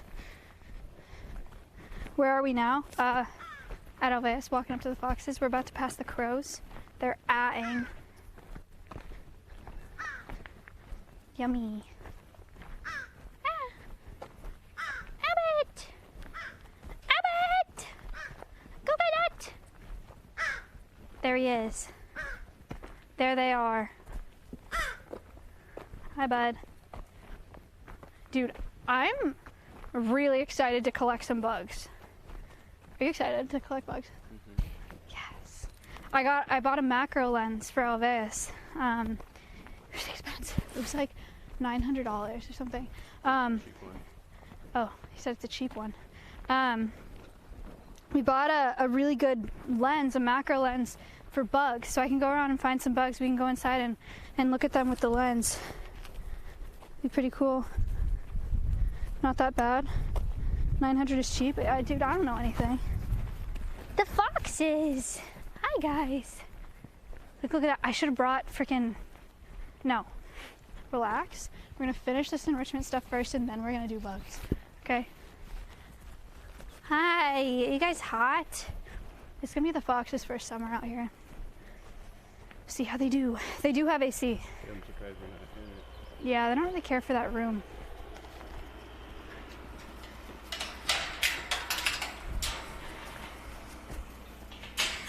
One thing at a time. Focus. Focus. In we go.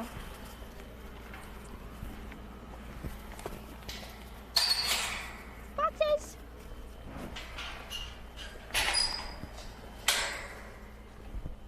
Did I get back just in time for the foxes? Yes, you did. Welcome back. Hi, buddy. I have something for you. Come here. It's a gift. This is Finn. Finn's a European red fox. Do I smell like sunscreen? Do you not want it? You smell sunscreen. Reed. Reed. Hi, that's for you.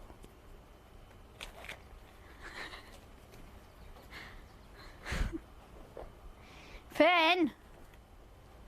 Okay, Reed, this one's for you then, because he took yours. Here you go. Try again.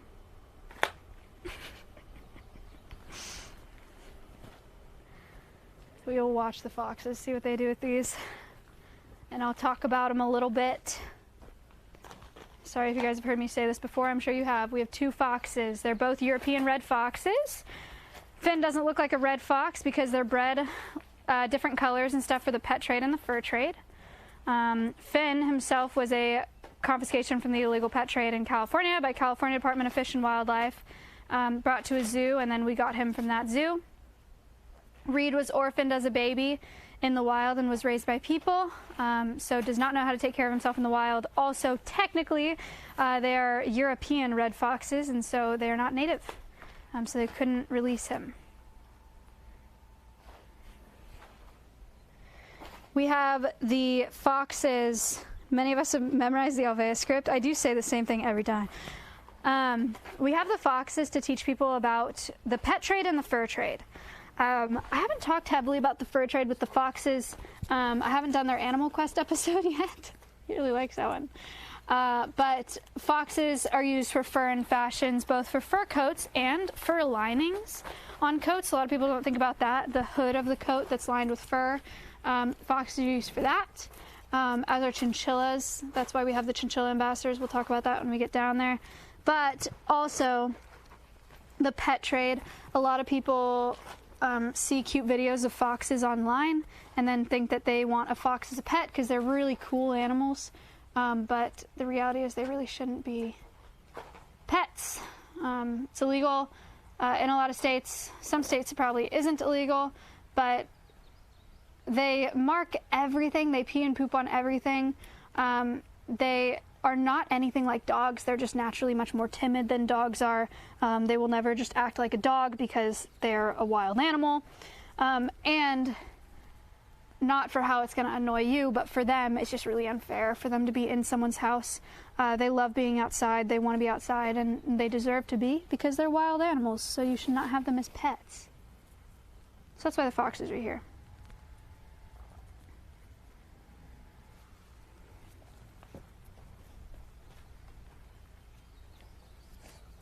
Are they the cat or the dog family? They are canines. They're in the dog family. But kind of cat-like. I get that. People say that a lot. Any questions about the foxes while we're sitting in here with them? I don't know why Finn is mooching off of Reed's open box. He hasn't opened his.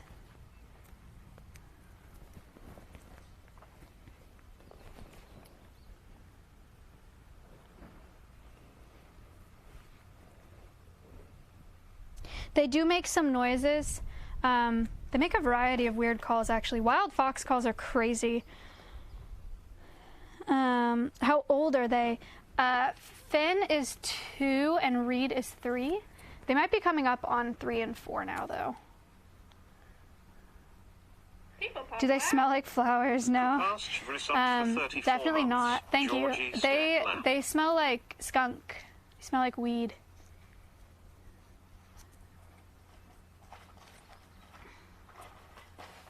Do they live in packs in the wild? No, they're mostly solitary in the wild except for mating.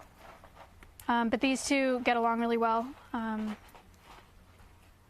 They're much happier together.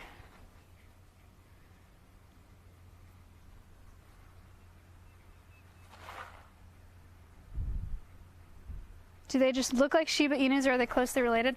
Both of those are canines, but I think they're not that closely related.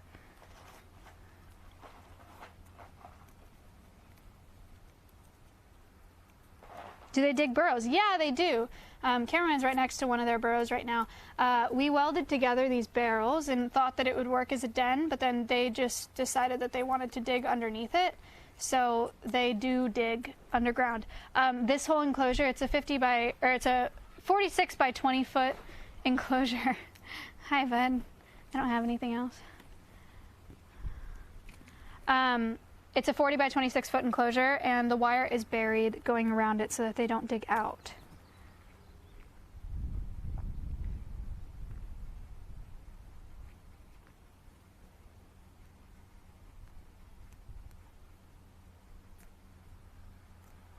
Do they let people pet them?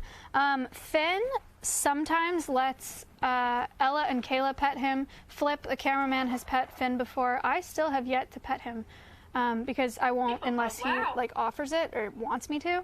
Thunderstrom resubbed for 17 months. Yo. Purple hands. Oh, I blue coated, or I used blue coat on some dogs this morning at my neighbor's property, so my hands are a little stained.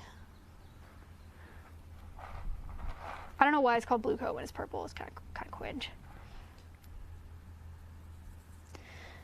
Do they ever get to go out of this cage? So we do have a training center. It's 50 by 30 feet, and we're working on crate training them so we can bring them down there for that. We also recently started talking about harness training them so that we can take them on walks around the property. But for now, they live in here full time.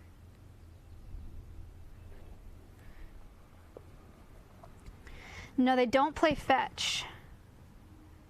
People pug, wow. Why does John resubbed for 33 months. What does blue coated some dogs mean? Blue coat is it's a medicated spray for wounds. Why does the enclosure have a roof? Wouldn't it be better for them to get more sun?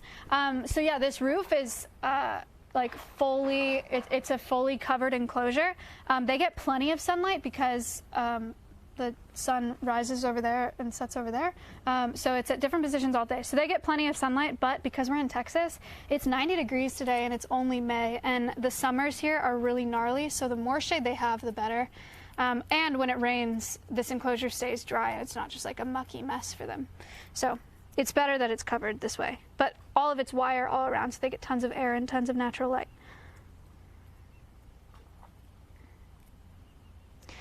This enclosure seems rather small versus the same size as the crow cage. This enclosure is much larger. We're sitting in like the halfway point between it, so it's about double the size of what you're seeing on camera right now. It's 40 by 26 feet. The crow enclosure is like maybe like 15 by 15 feet.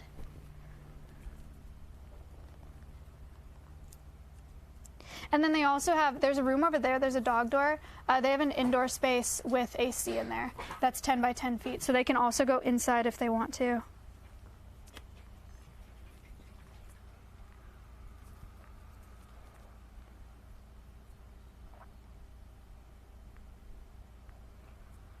All right. Where do they sleep? They sleep out here.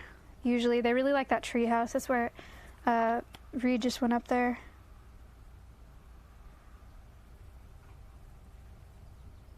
They are fast. We don't pet them very often because they don't like it.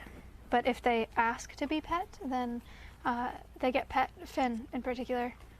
Reed and Kayla and Ella will pet him. Kayla and Ella are their keepers here. They can't dig out of here because there's wire buried around it. If they can't sleep outside, what are the dens for? Just lots of options for whether they want to be, if they want to hide from something or they want to be underground. We just like to give them as many options as possible. Do you get tired of people second guessing your animal welfare?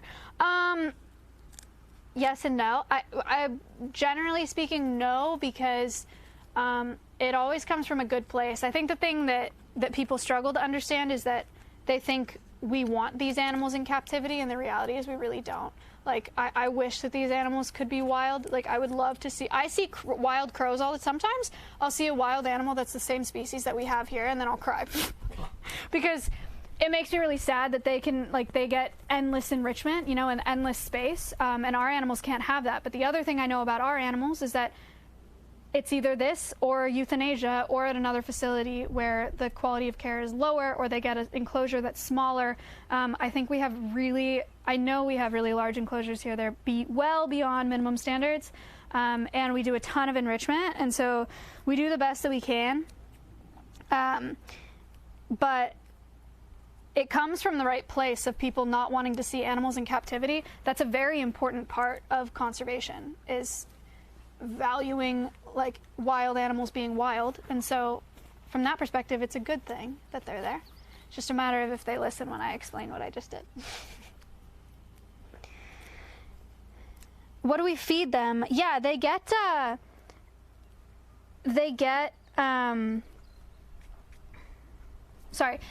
formulated fox kibble, which it's made by Missouri, not the state, like Mazuri.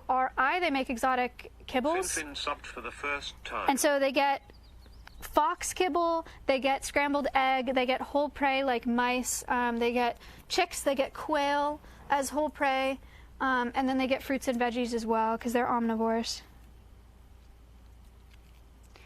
Why not release them to the wild? So Finn was confiscated from the illegal pet trade, and so he's non-releasable. He was born and raised in captivity. And then Reed was orphaned in the wild, raised by people, so also doesn't know how to take care of himself, and can't be released because they're not a native species. They're European red foxes. So yeah, all the animals that we have here, if we just open the doors and let them out, they would not make it.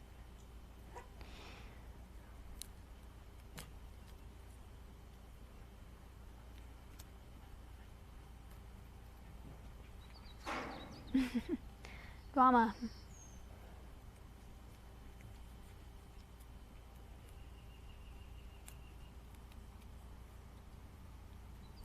Reed's about 10 pounds, Finn's about 15 pounds.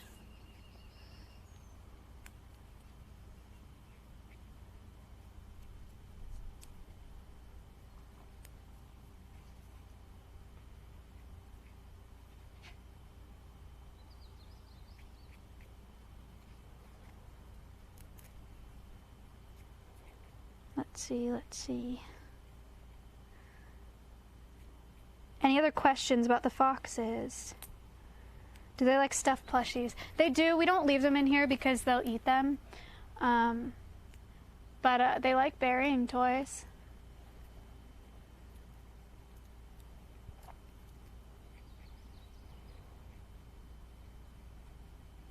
How old are they? 2 and 3. The one you're looking at right now is 2, the other one's 3. How many times a year do they shed? They shed constantly, but when it gets hot, they shed more. But it's not like a snake where it's like a shed. It's like they just shed.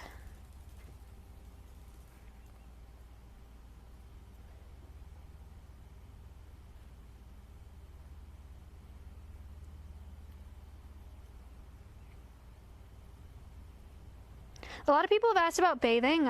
We don't bathe them. I don't think that they would like it. They're not big water fans. Wow. We do have sprinklers that go off in here, so if they wanted to be in water, they could, but they just avoid the sprinklers. It's not something that they need, so we do not. And they don't get brushed because they wouldn't let us do that. They'd be too scared. They would have to be sedated to be like groomed that way. What's the process of getting these animals? Very different okay, lots of really good questions here. Very different from animal to animal. So these animals, I worked at a zoo all through college, and they were placed at that zoo. They were the one you're looking at was confiscated by California Department of Fish and Wildlife and placed at that zoo. These two, they didn't have space for at that zoo, so they got transferred here. Lots of other animals have different stories. You can look at the extension for that. Then, is there a constant water supply to the animal enclosures for them to drink from? Of course. Every enclosure we have here has a spigot, and there are several water sources for all of the animals that we have at all times. They get changed every day. Water gets disinfected or washed every day. Main source of funding, we primarily do our fundraising from on Twitch, online. I do apply for grants. I haven't received any, though. So it's that, and then occasional private donations, but those are also online based, too, because it's usually from streamers. Are they dangerous? Sure. They're wild animals, and they have teeth, and so they could absolutely, like, shred you, but they're more timid than anything. Like most wild animals, they don't want to attack you unless they're rabid, which these ones are not rabid because they're vaccinated. How long did it take you to make Alveus? About 3 years or so. Are you in favor of pet fox breeds? Absolutely not. Foxes should not be pets. That's one of the reasons that we have these foxes, is to tell people about that and why they don't do well inside houses.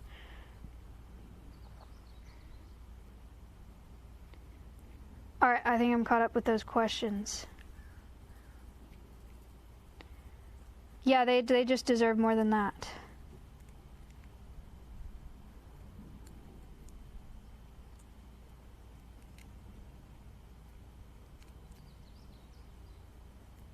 Do you have a lot more buildable space at Alveus for more animals? Yes, absolutely. We're on about 15 acres out here, so there's a lot of space to put up new enclosures. He's tired. Sleepy.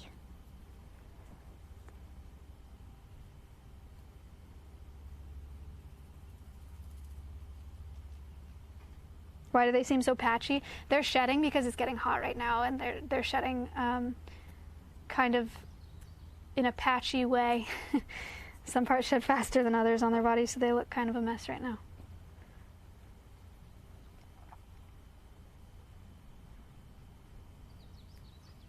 Are you getting any more foxes? No, this is it.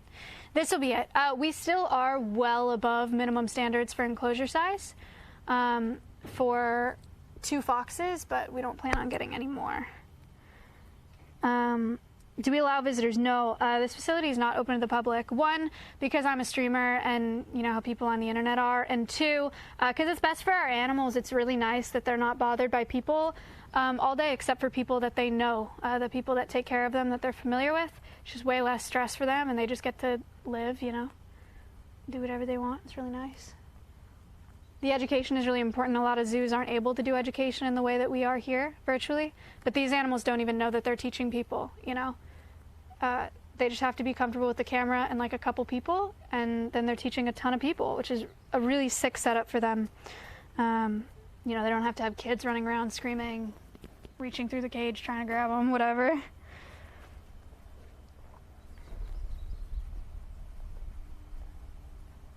You only save animals and need to grow as they come. Yeah, it's different for all the animals that we get. They all come from different situations. It's kind of whatever falls into our lap and makes sense, and what the resources we have are to, both staff-wise and to build the enclosure that they need.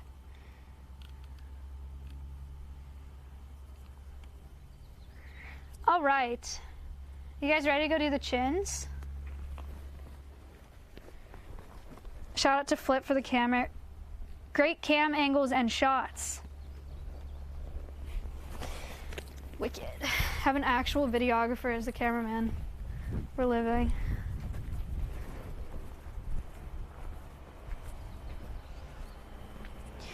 Alrighty. Let's go give the chinchillas enrichment. Sorry, that sound is the AC, if you can hear that. When we come back up to collect bugs, we're going up there. I know there are a bunch of bugs up there. I can hear them. I can feel them. What if there's a snake? We've seen a ton of snakes lately. We saw a coral snake out here. We saw 2 hognose snakes, 2 black rat snakes. It might have been the same one, in fairness, but it was on different days. We've seen a rattlesnake out here once.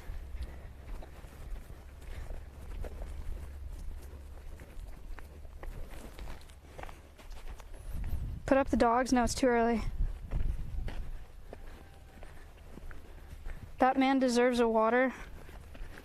You thirsty? Nope. Good. We just took a water break like a second ago. We're good. Look, the crows like their enrichment. It's coconut. You see him? Can you see him? Or is it too far? Is Coconut getting his enrichment? Yay, Coconut!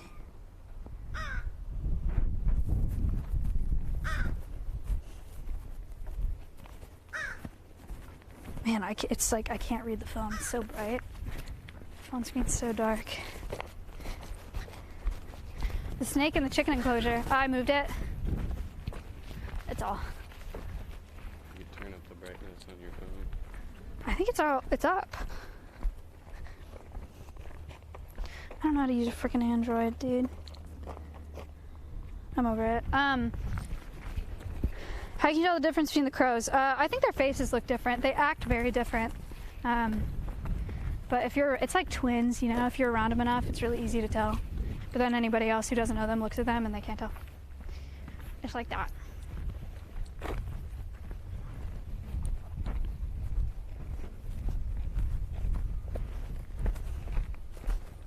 The crows are easy to tell apart. The chins, those are hard. The chins are hard to tell apart. Yeah. They do have different faces. And they do act slightly different, but not as different as crows.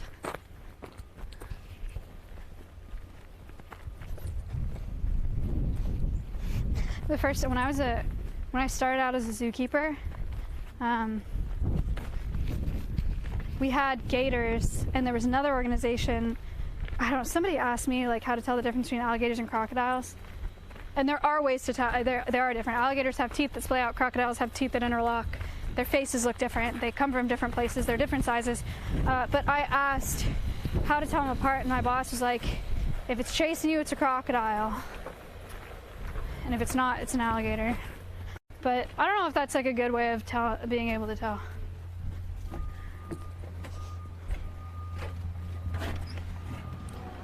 Hello.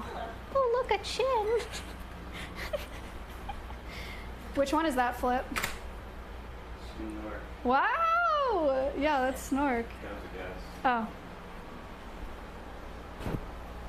Hippopod, wow.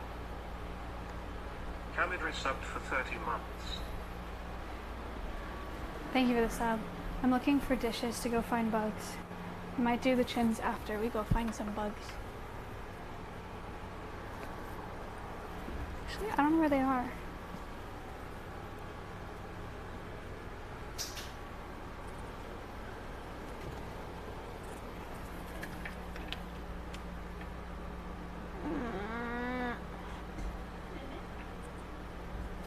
Too short for this.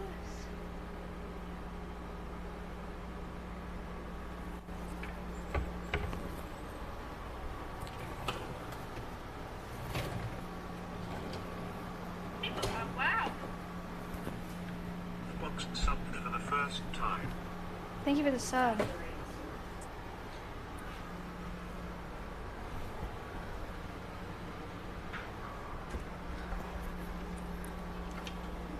So I'll talk about the chinchillas while I'm looking in this cabinet. You can keep looking at the chinchillas. We have two of them. Their names are Snork and Moomin. I'm not facing you, so I'm not sure which one you're looking at.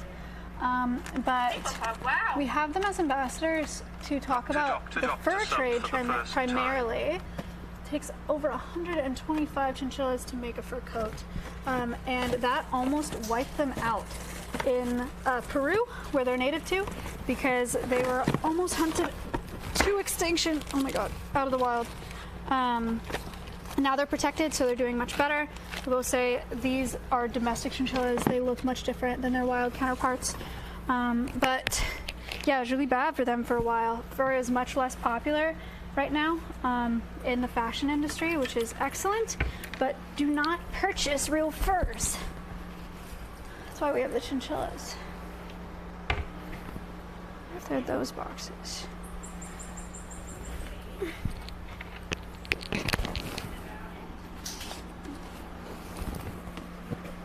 So Kayla weighs the chinchillas to make sure that they're healthy, because their weight fluctuates a lot, or just to make sure their weight isn't fluctuating too much.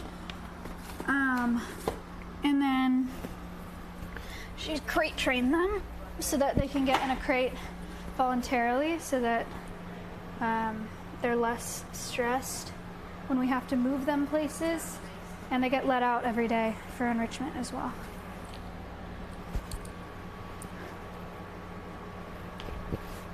Moomin is zooming. He's fast.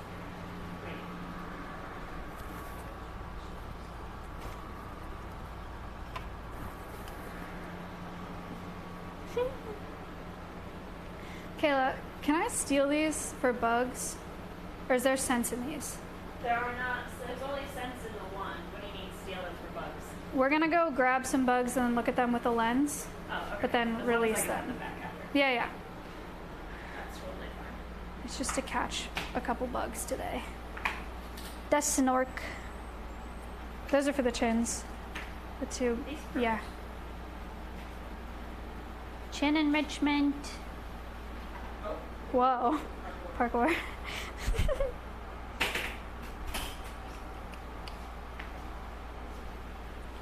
Grass ladies. Huh? Stealing. For bugs.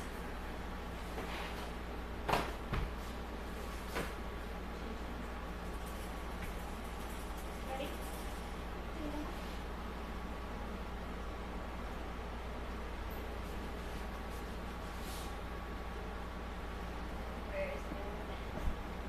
Jado. I thought you were doing a separate bug stream. Yeah, but we have an hour to kill here, so we're gonna do it here. Let's go water break really quick. Let's sit down and plan a little bit here. Kayla's gonna give them their enrichment. Sorry. What's he doing? Kayla's gonna give them their enrichment because she's putting them away. We're gonna plan. We have an hour, guys, to kill or to do whatever. So what I would like to do is use these vials to go collect some cool bugs. Wow. Honestly, I want more vials than this. Nix underscore is up for 21 months. Maya Hichi. Thank you for the 21 months. Thank you so much. We're gonna go on a bug hunt, and then we're gonna bring them in here. See, Danza, I could do that, but I want to look at bugs. So we're gonna go find some bugs, and then we're gonna bring them back in here. We're gonna put them on the table, and then we haven't used the macro lens. We've only used it once, like Space used it once. Flip has never used it. So we'll play with it and see. Do both. Dude, 96. Wow. It's never enough. Dark I don't have time. We have an hour. Resubbed for 13 months. Let's bug stream. Thank you. Yes, Sark. Let me see if I can find more, what more of those containers? Space, you know what the bug molts are in? Yeah. Are there more of those? Do you know? Wow. Yeah, I thought they would be. It subbed for the first time. There's this one. No, that's not one. Thank you for the sub.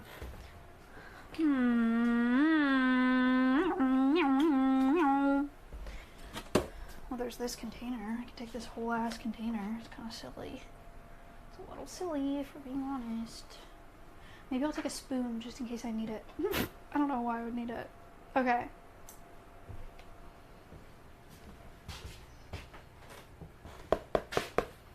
What are these?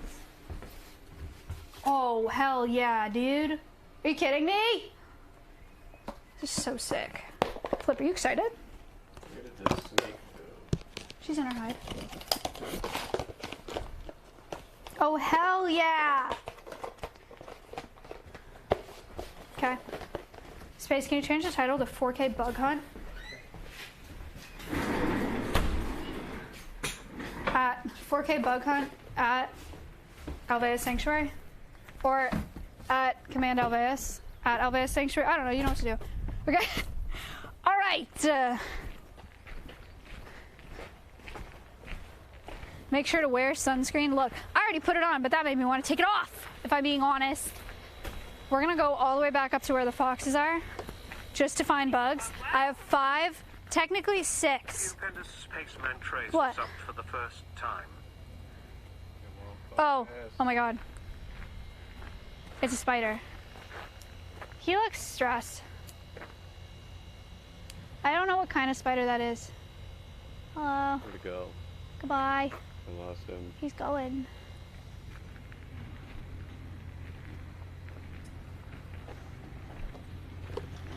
We have like technically 5 containers. If 1, 2, 3, no, we have 5 containers, technically 6 if we want to be crazy.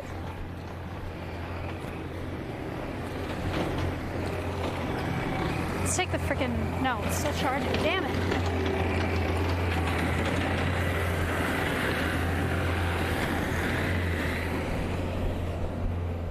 Good luck bug hunting. Thanks. Wow. We're getting a little crazy. 144 is up for 5 months. Thank you for the 5 months.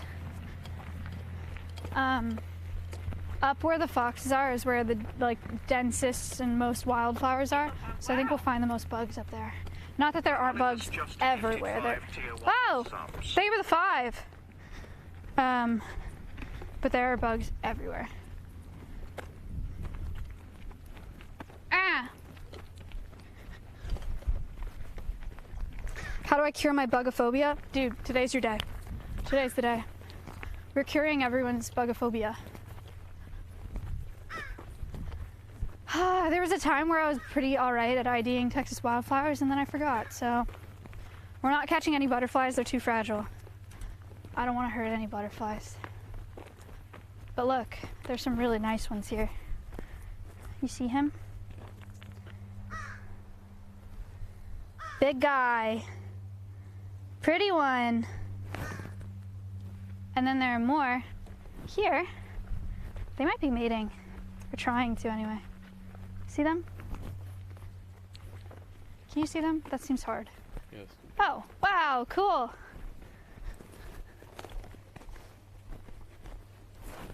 Pretty flowers. Texas has a lot of really beautiful wildflowers.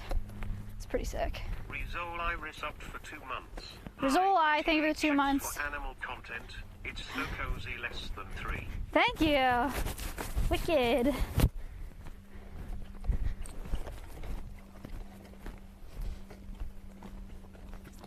Could flick a flower as well. Maybe there's some little guys in there.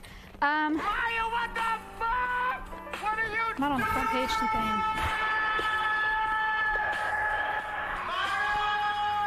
That flower. Zephyr. Thank you. It's an Indian painted blanket, that flower. It's really cool. It has cool colors. Zephyr Fox just subbed at tier 3 for 30 months. Zephyr, thank you for the tier 3 for 30 months. That's crazy. Subbed for the first time. Thank you for the sub. Hippopog, wow. Saurosaurus resubbed for 5 months. Thank you for the 5 months. Alveus hang. Oh, dude. Can you hear them? Chat, you can't hear them. There's just like clicking everywhere. And like sounds everywhere. All right. Welcome to the back of the property where all the cool bugs are. Wi-Fi player 13 subbed for the first time. Thank you for the sub. All right, let's see. Let's see. That is a big grasshopper right there. We could catch a grasshopper. They're pretty big. We could put them in one of the bigger containers. But if we take a grasshopper in the studio, it's going to move really fast. And it might jump off the table. What do you think about that, Flip? Store 6 just gifted 5 tier 1 subs. Thank you for the 5. Like, oh no, yeah, I'm not taking that in the studio. Isn't that crazy? How cool is that? Guys, start looking. I'm looking for like, I want to see some little guys on. Oh, okay. Teaching moment. On here, this is a purple star thistle. These, I thought that these were pollinating the star thistle. Sorry. I thought these were pollinating the star thistle. They're not. They're eating the star thistle. This is an oriental beetle, and they are invasive. So I'm gonna take this guy.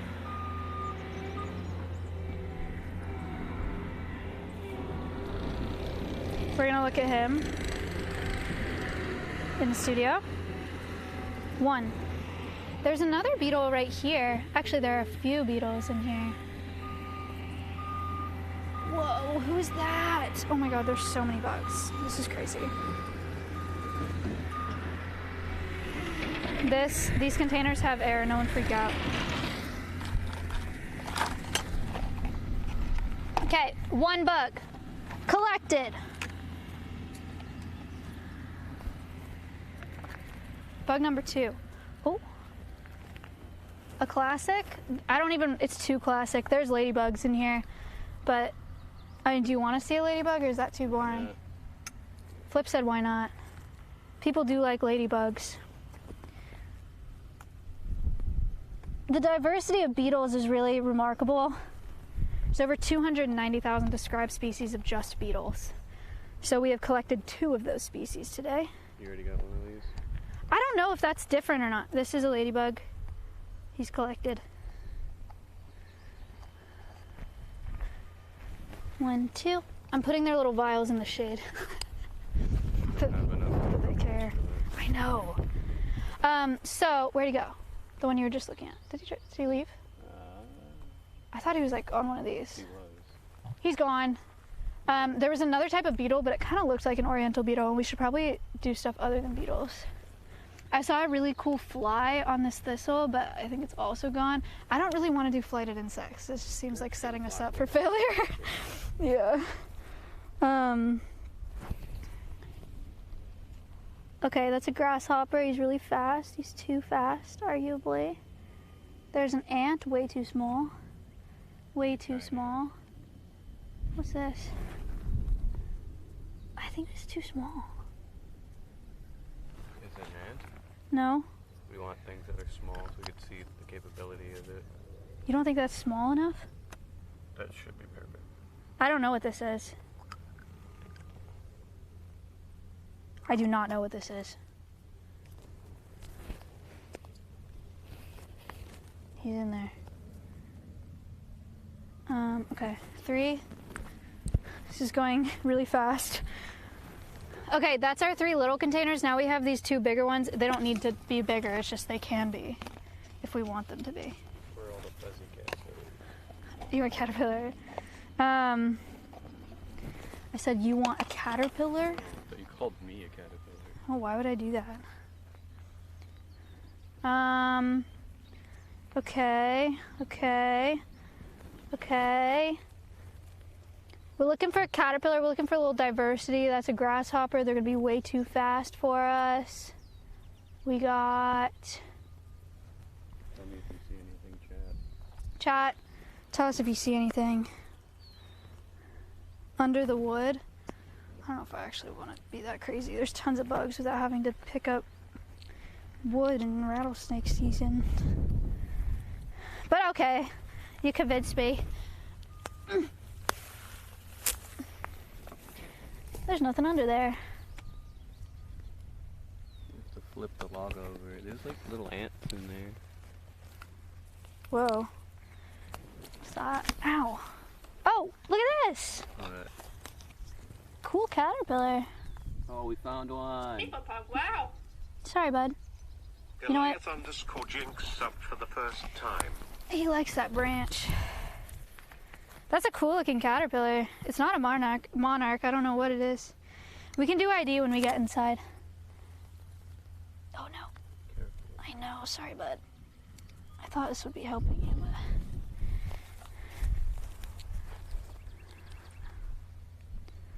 Wicked, look at him. He's so cool. I'm really trying not to disturb you, but I do have to break this so that you fit in the... What about scissors? I know, because my knife is just gonna... Oh, please don't. What? I can't tell if that's gonna sting me or he's like sticking out little things on the front of his head. It looks like he's gonna sting me with them. It's how they fight each other. So he's trying to fight me, which is fair. I totally get it. All right. This one's not fuzzy. He's not fuzzy, I'm sorry. All right, we have one more container, folks. We got a caterpillar. Caterpillars can sting? Oh yeah, lots of caterpillars sting. One more, chatters, one more. One more bug. One more bug.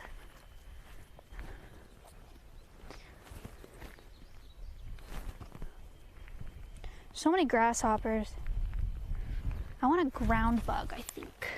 I want a bug from the ground. Not a grasshopper. Are you a spider? Damn it, grasshopper. We should have got that spider that was climbing down the tree. You think? I feel like he's too fast.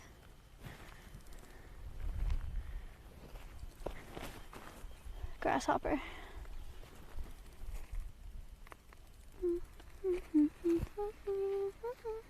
Ow. You're lucky you're not wearing long, or you're wearing long pants.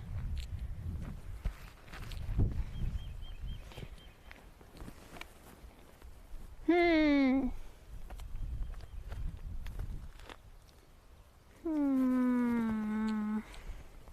see a lot of like damage on these leaves, which makes me think there's a bunch of caterpillars around here. I don't know if we want another caterpillar or not though. So many grasshoppers. These are different flowers. Maybe there's something over here.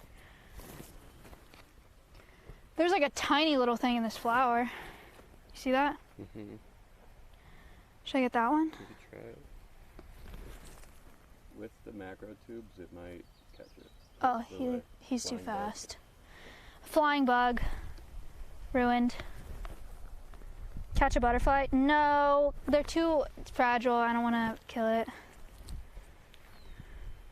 We're going to release all these bugs except for the oriental beetle, sorry. Wow. Nightlit gifted a tier 1 sub to Bucket of Vibrators. They have given 62 flying bug. gift subs in the channel. He flew away. The butterflies are so cool. Actually, those two are mating. If you want to check that out on the front page. It's pretty sick. Do you see them? I don't even see them. Oh, they look like leaves. They're connected to each other. Thought it was a leaf. Rip oriental beetle, guys. I love. You know how much I love bugs. I hate that, but also like, you got to do what you got to do for native wildlife. Should I just try to catch a grasshopper and like we deal with the consequences? I mean, if it gets out, you can stick Georgie on them.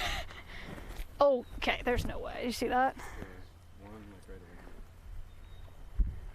Dude, there's no way.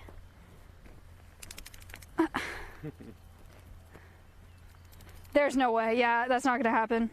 Sorry, guys. Quicker than that. You gotta be quicker than that. Does anybody want to come inside so that thousands of people can see you via a macro lens? Any takers?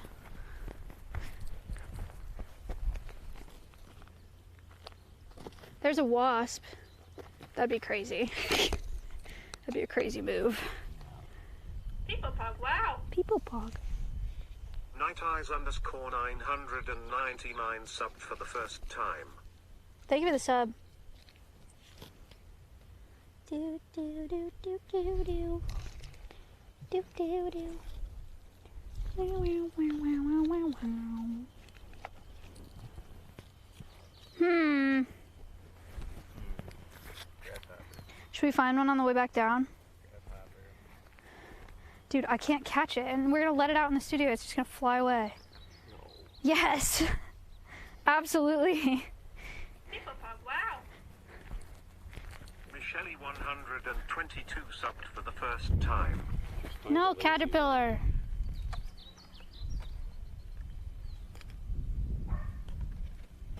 Any bugs, chat? I'm sure if you like flip over a rock. Careful. Be careful flipping over rocks in Texas. Yeah, last time I did that, there was a snake under it. Yeah, But he was it happens.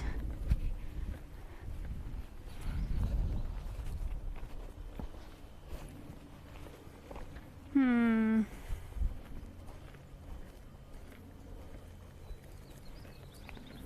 can just look at puppy. Yeah, we can look at. We have a bunch of bugs. That's true. If I see another one, or if I see where I think there will be one, then I can can grab more on the way down. There are some crazy bugs at my neighbor's place because he has way more vegetation than I do. At least we got a caterpillar. The caterpillar is gonna be cool. He's really pretty too. I thought that was a bug. It's not. That's grasshopper. Is that not a bug? It is, but it's not what I want. Hello, foxes. Any bugs? Sometimes the foxes eat beetles. There's a lizard. Should I grab it? Mm-hmm. Oh, oh. Whoa. They caught a lizard yesterday. Poor lizard. Yeah. It's enrichment. Mm-hmm. Just do not enrichment.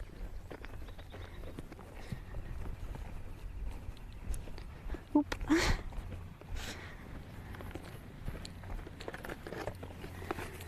Big news. Tiny flower, tiny bug. Yeah. Cool. Perfect. No, he fell off the flower. Also, he's gonna get out of here. He's way smaller than the mesh.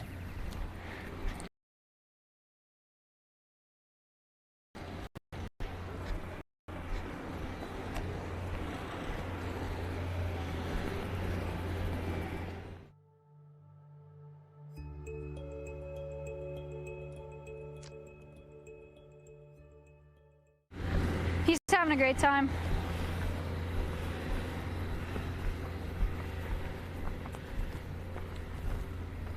All right. Okay, we have 1, 2, 3, 4, 5 bugs. 5 bugs today. That doesn't make a full Pokemon team. You need one more. Puppy. You didn't bring enough Pokeballs. How I've are we gonna never- fight the gym leader? I've never watched Pokemon. I don't really understand what you're saying. You need 6 of them.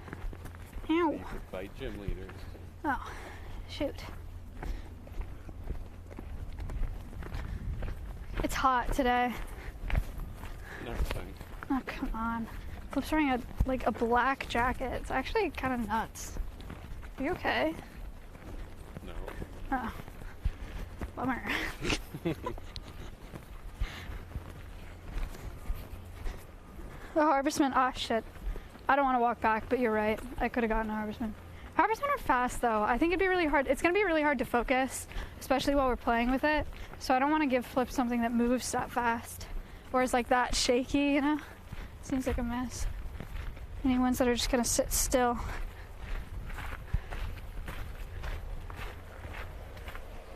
Okay.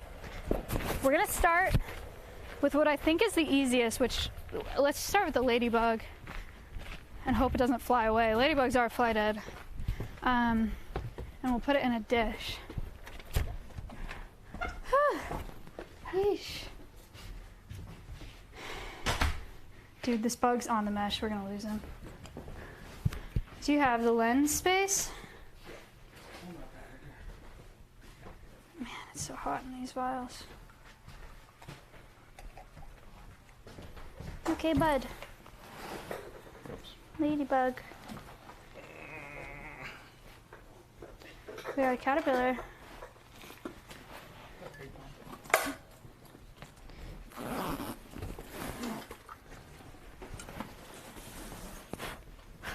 Alright guys, we're switching lenses. Don't pay attention to what I'm about to do, chat. I know electromagnetism and No one knows what you're talking about. you're not technically supposed to open up the sensor while the camera's on, but it'll be fine. It attracts dust to the sensor, which can be. Scowy. I'm pulling up my stream just because I want to see what it looks like.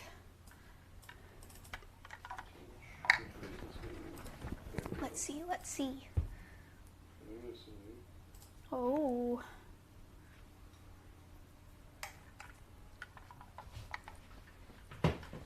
Chat, wear your glasses. Find them. Hurry.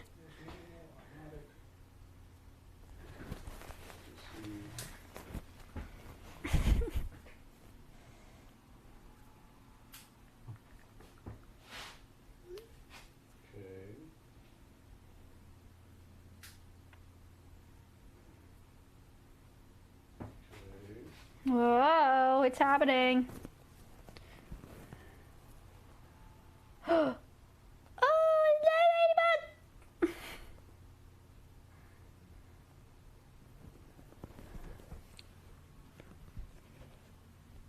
Whoa. That is sick. It's really hard to keep steady. What macro lens are you guys using? I don't know. See how close I can get without it.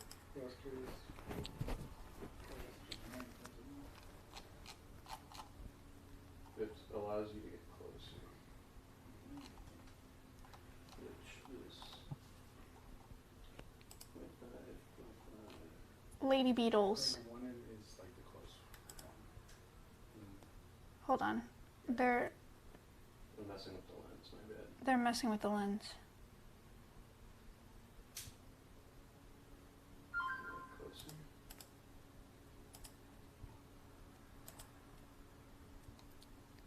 Is this a 9-spotted lady beetle?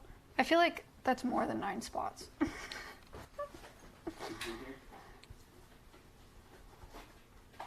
Dukes.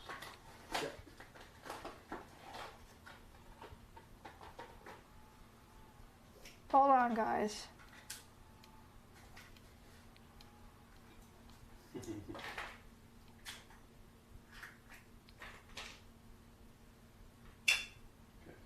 9 spots is more of a suggestion, is it? Would it be better to have a piece of paper under that? Let's see. I think this might help with like the contrast. Figuring out stuff live. Yeah, guys. Are you Cage? She was alive when I took her out of the vial. She's alive. She just doesn't want to move.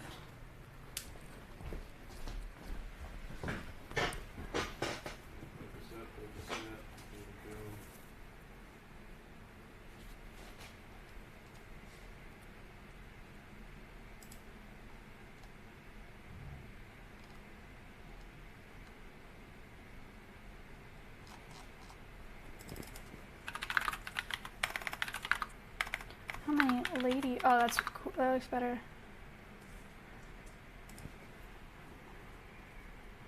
What?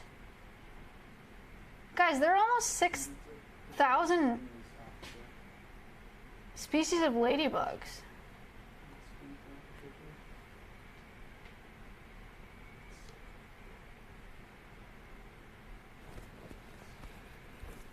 They're the Costinellidae family, a widespread family of small beetles commonly known as ladybugs in North America and ladybirds in Great Britain. There are almost 6,000 species worldwide and almost 500 species in just North America. He's stabilizing it with a book. Hold on.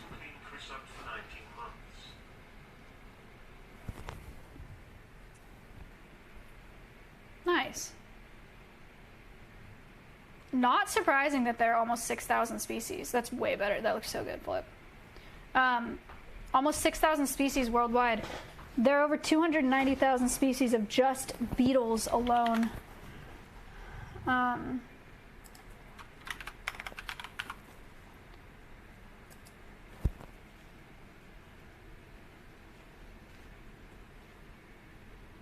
Where's 900? No, 1 million species of invertebrates described. 290,000 are just beetles.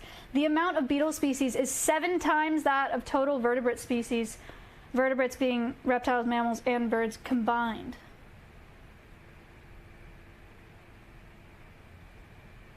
I assume this is not a 9-spotted ladybug or lady beetle because I count more than 9 spots. 1, 2, 3, 4, 5, 6, 7, 8, 9, 10, 11, 12, 14, 15, 16, 17. I don't know if it's that simple, but like I don't know why they would call it that if they could have more than 9 spots.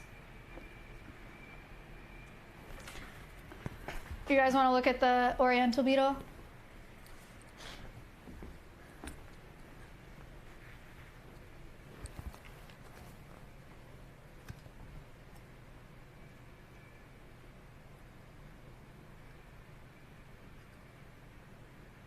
Okay, I think this oriental beetle actually might be dead, which is fine because I had to kill it anyway. I know that sounds really sad, but they're invasive, so I was gonna have to kill it anyway.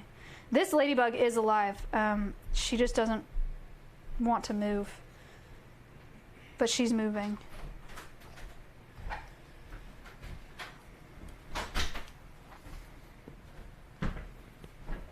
Look what I got, Connor. Your favorite. Fly? No. Oriental beetle. Oh. Oh, he's sticky. I'm trying to kill those just so you know. I know. Connor used to kill a bunch of these because they're invasive. You want to tell them a little bit about them? Are we on? Oh, we're live. Okay, they can hear me. Yeah, these guys, Japanese beetles, oriental beetles, they will go through and eat the leaves of a lot of crops, especially in the south, and then they'll burrow into the ground, lay their larvae, and then the larvae will pop out, Whoa. and they just multiply like crazy. Look at that. That is so oh, he is alive? No, I turned him. Oh. No, he moved. His mouth parts moved. Dude, that texture is crazy. He's alive.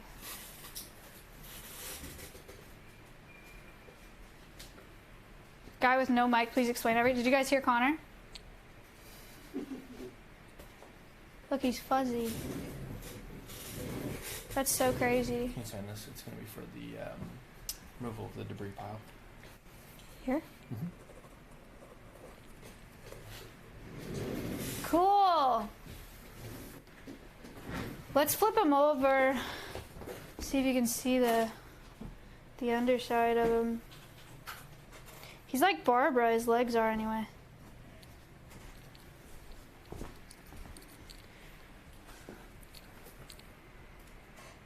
Crazy.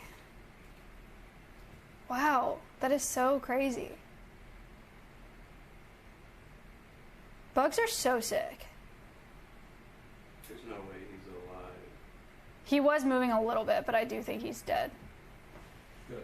Bugs can move a lot after they die. Oh no, the ladybug's on the move. I told y'all she was alive. She's leaving. Huh? Do you want a bug for you? We can do like picture in picture or whatever. Sure. Here's another bug for you. Thanks. I think I literally have this one. I have another friend. This one's alive.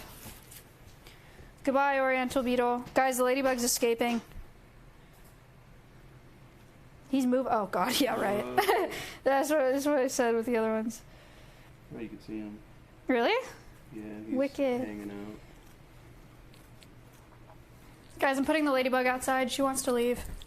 Aw, he's cute! Oh my god.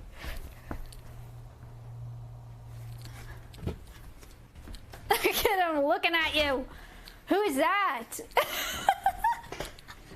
Who is he?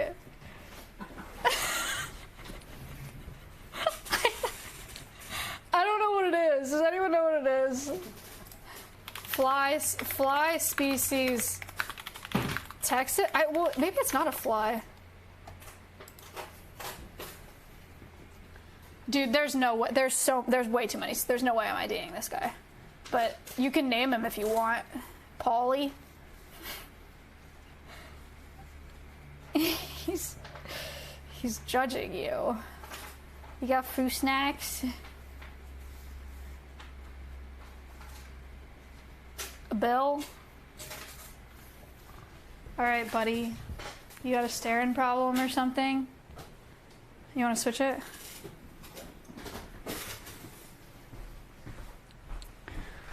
Alright, we're gonna change him out for this guy that... this one's really... This is like the experiment. This one's so small. Are you... Yep. Hey, this is the size of this one. There's no shot. Unless there is, I don't know. He's moving. How do we even like... Oh, there he is. You could help him with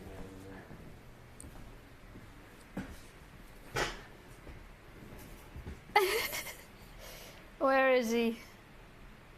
that. That's him. What is he? He's a little tiny. Is he a beetle? He's a little guy. What is IDM? Just a little guy. He's not a tick.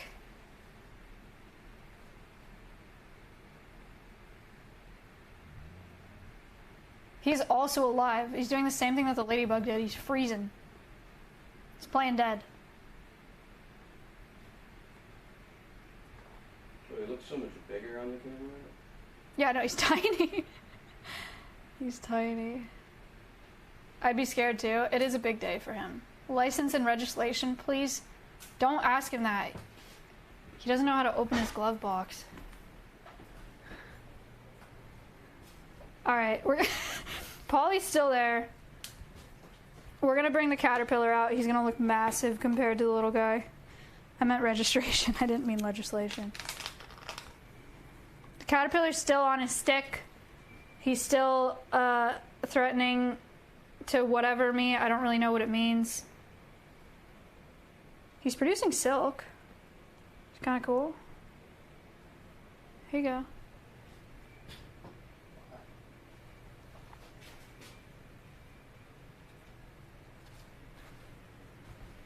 All right, this one we might be able to figure out.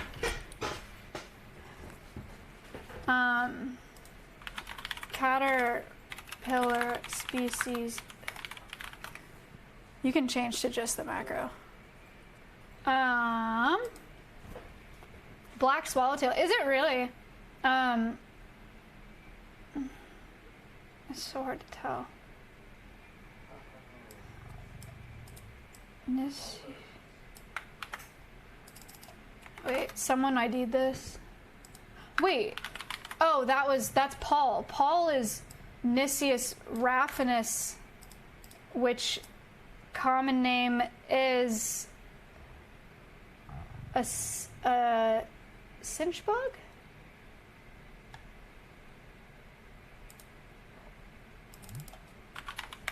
Black swallowtail caterpillar.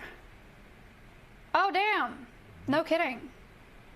Oh, that you guys remember that butterfly that you saw earlier? Flip, you remember shooting that? This is the caterpillar of that butterfly.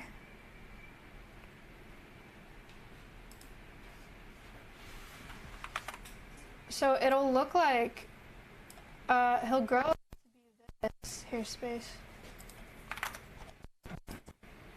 He'll grow up to be this.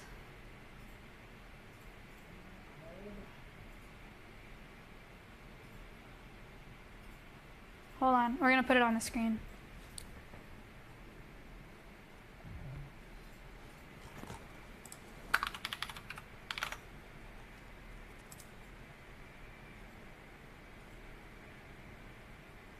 The projections from the caterpillar's head are forked glands called osmeterium. When the caterpillar believes it's in danger, it will release these glands and emit a foul odor to repel predators.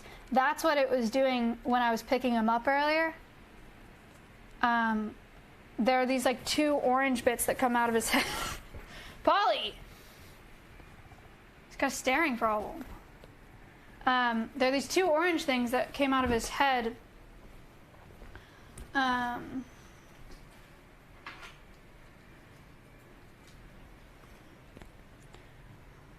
don't know if he'll stick them out. I don't want to like actually freak him out. Do you see them?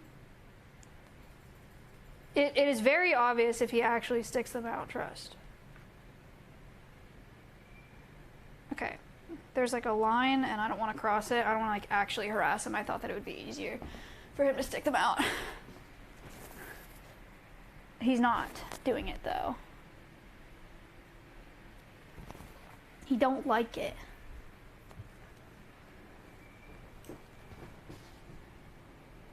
Do you see? Have you seen the butterfly yet? Have you put it up yet? Yes. Oh, cool. Can you show them your defense mechanism a little bit? No, he's too nice.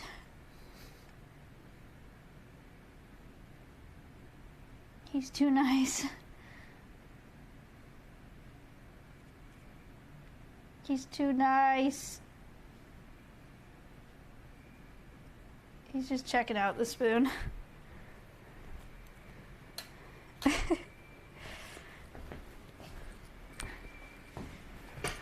on the move. He's on the move!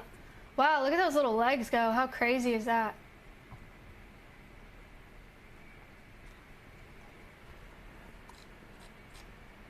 I didn't smell, I mean, we were outside, but I did not smell anything when he did that.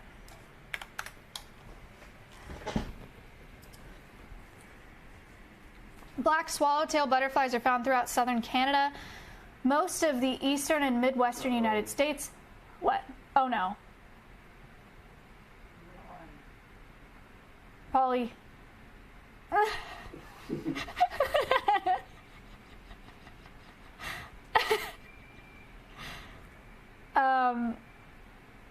And southwest into Arizona and northern Mexico. It's rare in the Florida Keys, apparently due to the absence of its carrot family hosts. They need carrots? They need carrots. The carrot family hosts plants.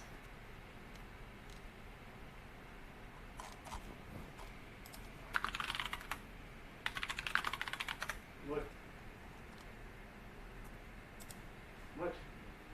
You broke it. It's on manual focus. Why? You broke it. The swallowtail butterfly is protected as an endangered species by the Federal Endangered Species Act and as a federally designated endangered species by Florida's Endangered and Threatened Species Rule. They're endangered because of habitat loss, pesticide use, and other human activities, and the range has been decimated.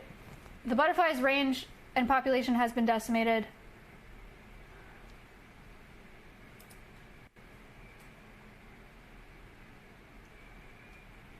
Oh, they're endangered. It's really sad.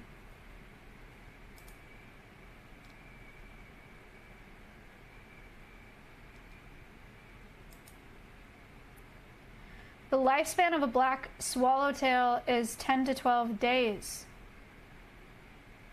Most species of swallowtail have a life expectancy just around 1 month. Some, like the black swallowtail, lives only 10 to 12 days, while other species have been recorded to live up to 45 days.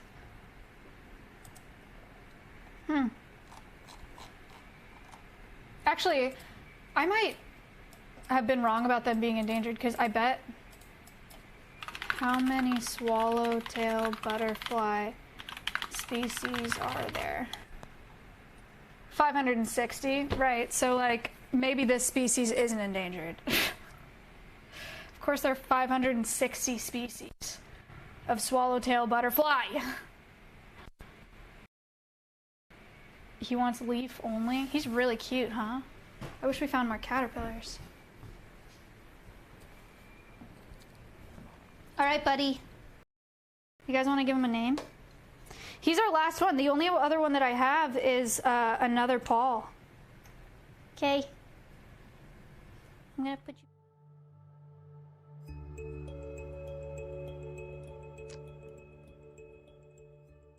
Just gonna. Nice. Very cool. Very cool. Look at his little feet. Are you kidding me?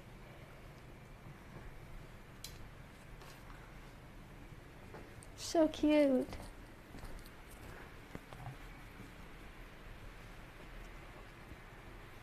Name him Wiggles.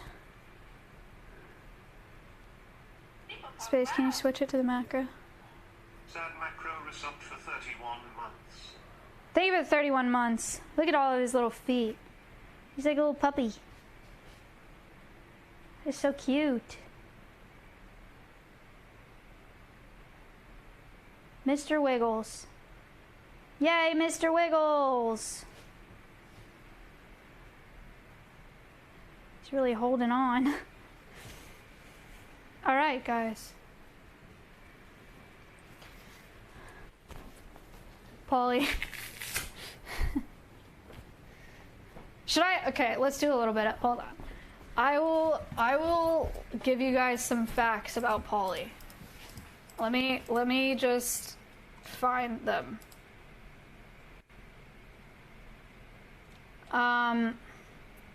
They're considered a pest bug. It's a small grayish native North American herbivorous seed bug.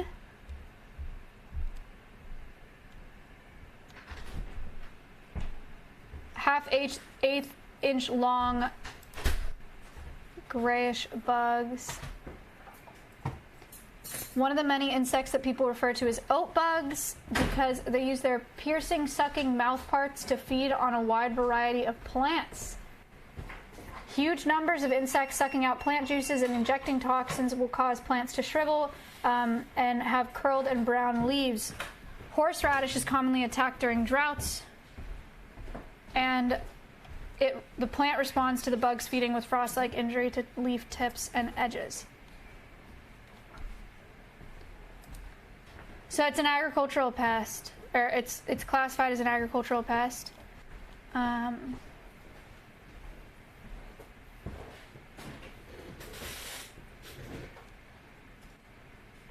They occur in aggregations. Sometimes thousands of individuals are found on a single plant. For the first time.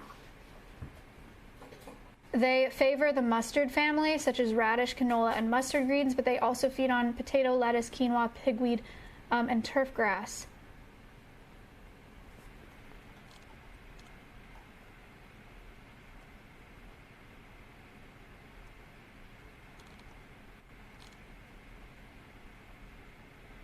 Cool.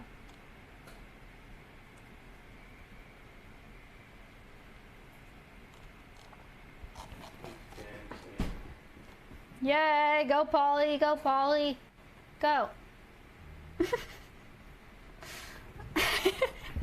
He's cute. His abdomen is green, it's really pretty. Guys, should we go find like one more? We got another 20 minutes. Bring out the score. Oh, should we do our bugs?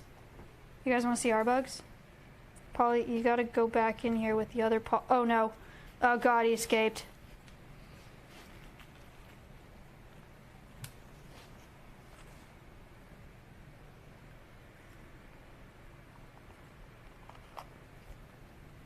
I put the ladybug outside.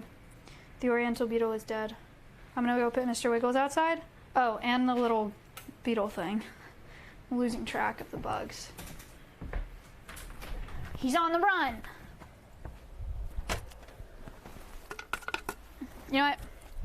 I'm gonna wait to put Mr. Wiggles away because I want to take him all the way back up there because they're really specific about what plants they need to be on, and I don't want him to die because I relocated him. All right. Let's go get some other bugs.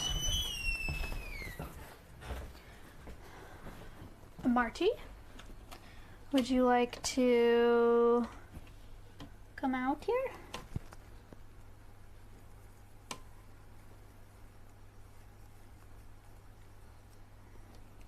I got Marty.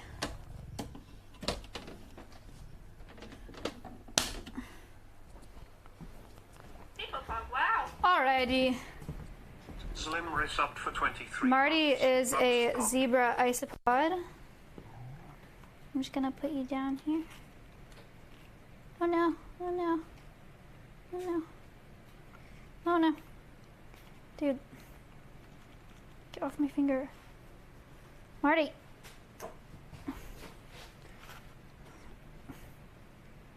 Marty can't figure it out.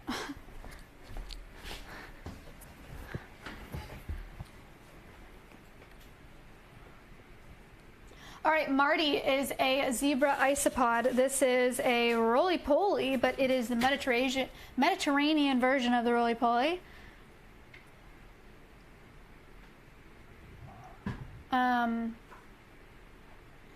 Isopods are super important. They're detritivores, so they break down organic material and poop and decaying matter and stuff like that so that we can have soils that are capable of growing things. They're super necessary. They are crustaceans. These are invertebrates. There are over 10,000 species of isopod, and the diversity is insane. We have 3 species of isopod here. He's fast. He's got places to be. We have 3 species of isopods here, but oh no. No! Marty!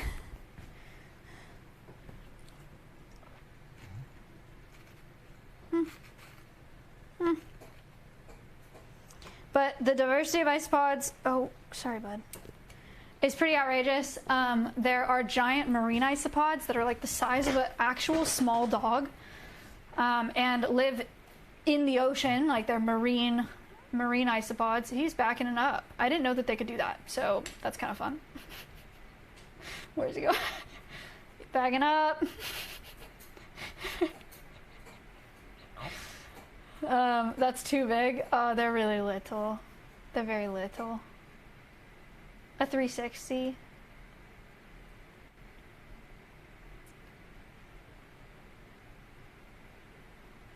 He's cute. He's cute. Yeah, I can look at one of the... Oh, Marty. Okay, he's over it.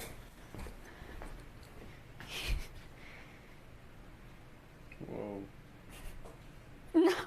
It's a long way down, buddy. Good job.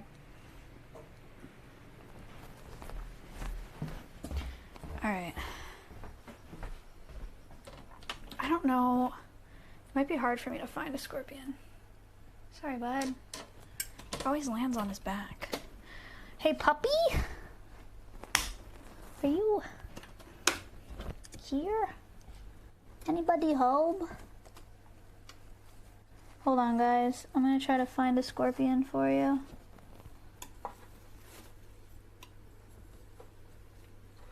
Or a tortellini. Tortellini, are you home? It's hard. We just gave the scorpions brand new enclosures, and they have so much space now to run around for scorpion activities, but also it's like way harder to find them. I did find tortellini though, so we're gonna bring tortellini out here. Puppy and tortellini. Oh, okay, relax. Frick. He's too fast. Puppy and tortellini are baby emperor scorpions. They have gone through their first molt, but will go through 4 molts total before reaching full size, which is about the size of my hand.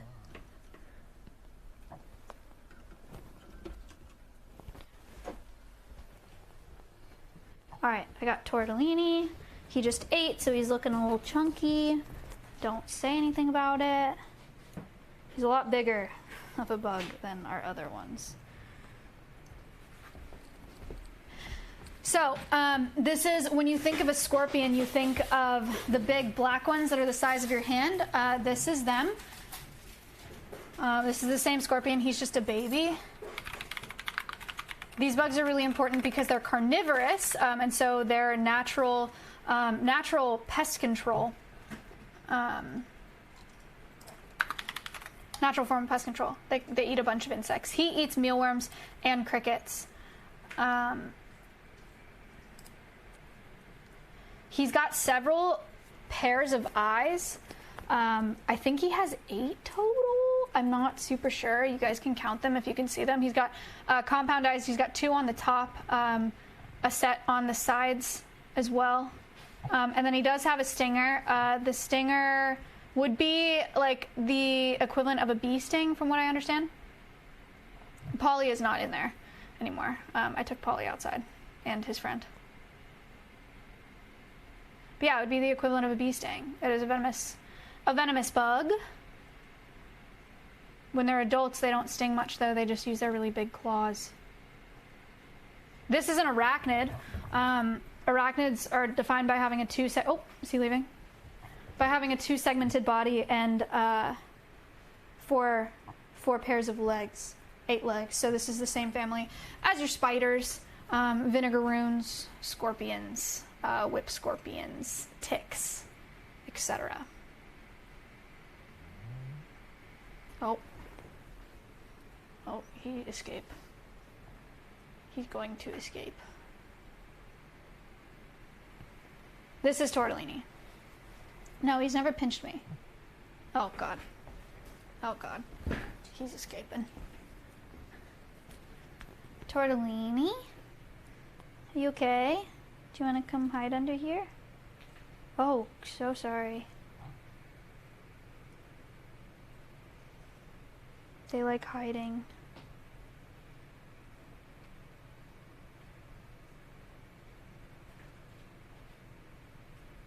I might just take this whole piece of paper. He's just gonna hide under there. Okay, bud. Oh, it's okay. It's okay. I'm just gonna take the whole piece of paper. Don't crawl off. You just stay under there. That is Tortellini. Pinchy, pinchy boy. Except he's never done that. He doesn't do that. Oh, it's okay. Please don't. No. No, you don't need to do that.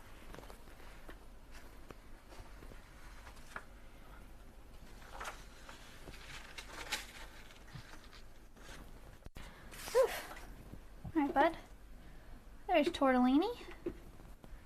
Would you guys like to see a roach? Hi. Maybe a little one. I wonder if... No, I can't really get a baby. Ooh, sorry. I got a small-ish one. Barbara. This is a... Oh, I need that paper, huh? It's a Madagascar hissing cockroach. One of the largest species of cockroach in the world. There are over 3,000 cockroach species.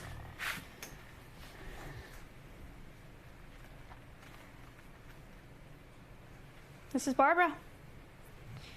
Cockroaches are also detritivores like isopods, super important for breaking things down.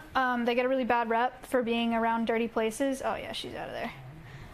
But they're there to clean up the dirty places.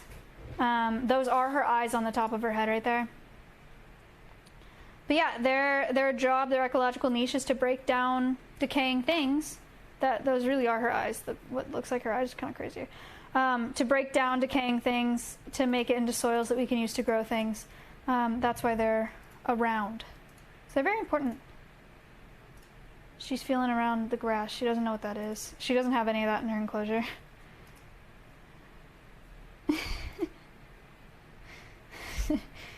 She's like, what is this? What is that? Careful, touchy, touchy. Is it safe? Yeah.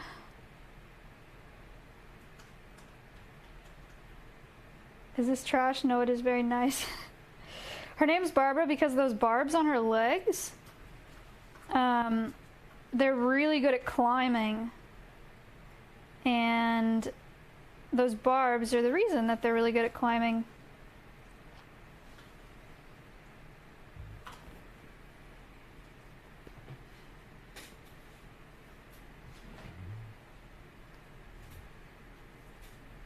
She's confused. She doesn't understand where she is or why she got taken out of her enclosure.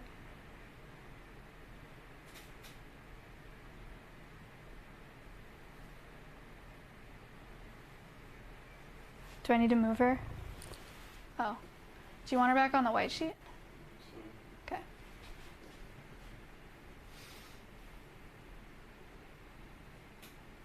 It's kind of amazing how much mobility she has in her head. You guys know what I mean? Like, the amount she's able to swivel her head is kind of shocking. You see a bug and you think it's just like one solid mass that like moves together, but there are so many moving parts on this bug. She looks so cute. She's looking at you. When I found out those were their eyes, I was like, there's not actually no way those are actually their eyes. But they really are. They're so cute. She looks sad. No, she's just confused. Everybody says that about me too.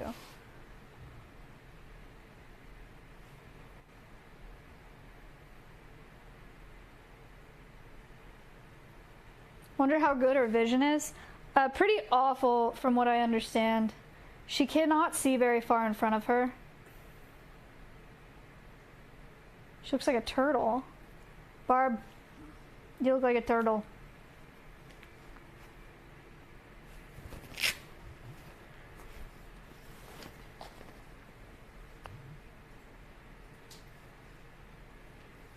Yeah, she has those antennae to feel around. So what does she do? This one individually, she hangs out and she eats zucchini and apple and sweet potato and banana and has a great time. The species breaks down soils. What does she do? She lives her best life. Females and males are pretty different. I don't know if you can tell. She's got some bumps on her. They're not her shoulders, but if you were to like think of her like a human, I guess it would be the equivalent of her shoulders, like the back of her. You know what? Yeah, those. Those are. She's got little bumps there. The males have much more prominent bumps.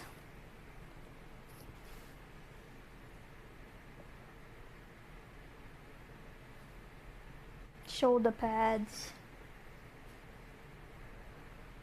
Is there a reason I should be scared of bug? This bug in particular, you should not be scared of because she can't hurt you at all. Even if she wanted to, they do have mouth parts, but they could not break human skin.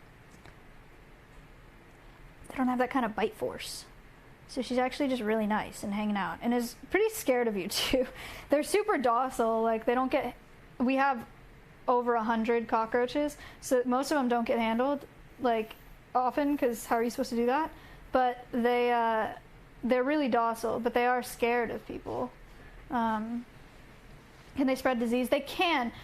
Cockroaches can carry disease on them. That's why it's a problem when they're in human spaces, because they can be in like sewers and then come up to human spaces, which can be a problem for us, of course. But again, they're only in those spaces to break down dirty things. Because that's what they're supposed to do for the earth. For 32 months. Is this the premiere of A Bug's Life too? Yeah. Barbara's starring in it. Well, you guys look at Barbara. I'm gonna see if I can grab a baby Barbara. Maybe you can see a baby up close. I've never seen a baby up close. Actually, it might be kind of interesting.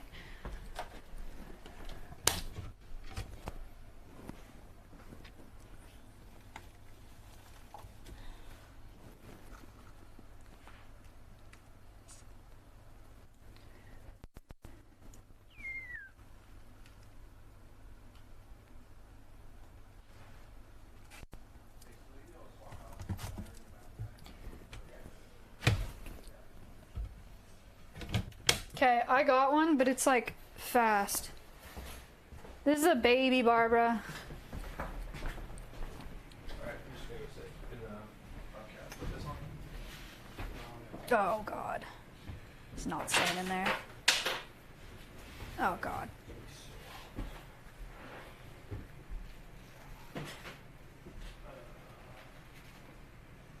He needs to be contained. Look at him climb this paper. This paper's vertical. And he's climbing. Crazy. Anyway.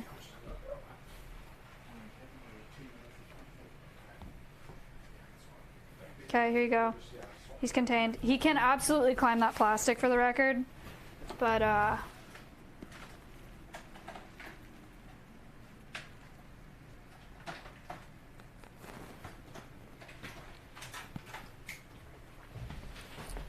baby Barbara. Baby roach. He's cute.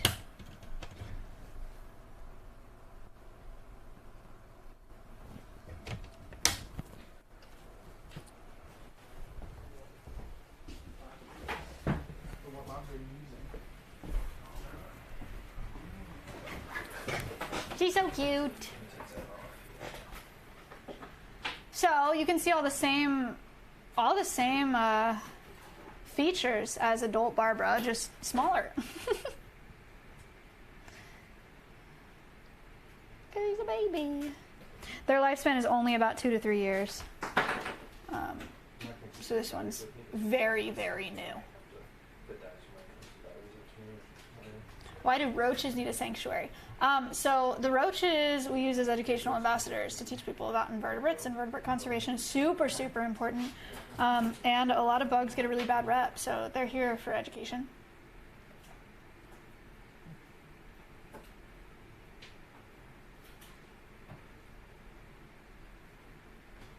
Can we look at one of the molts?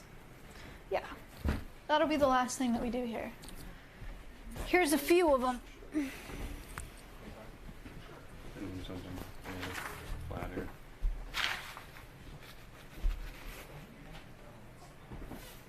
There's a cockroach molt and a couple scorpion molts. So in the way that snakes shed skin, these bugs will molt to grow. That is where Tortellini crawled out of his old exoskeleton. Jupiter Kid resubbed for 10 months. It's crazy that all the hair is still on there. But this was their first molt, puppy and Tortellini both. It's like an ejector seat. I tried to show this on the normal camera, but I don't think you can see it.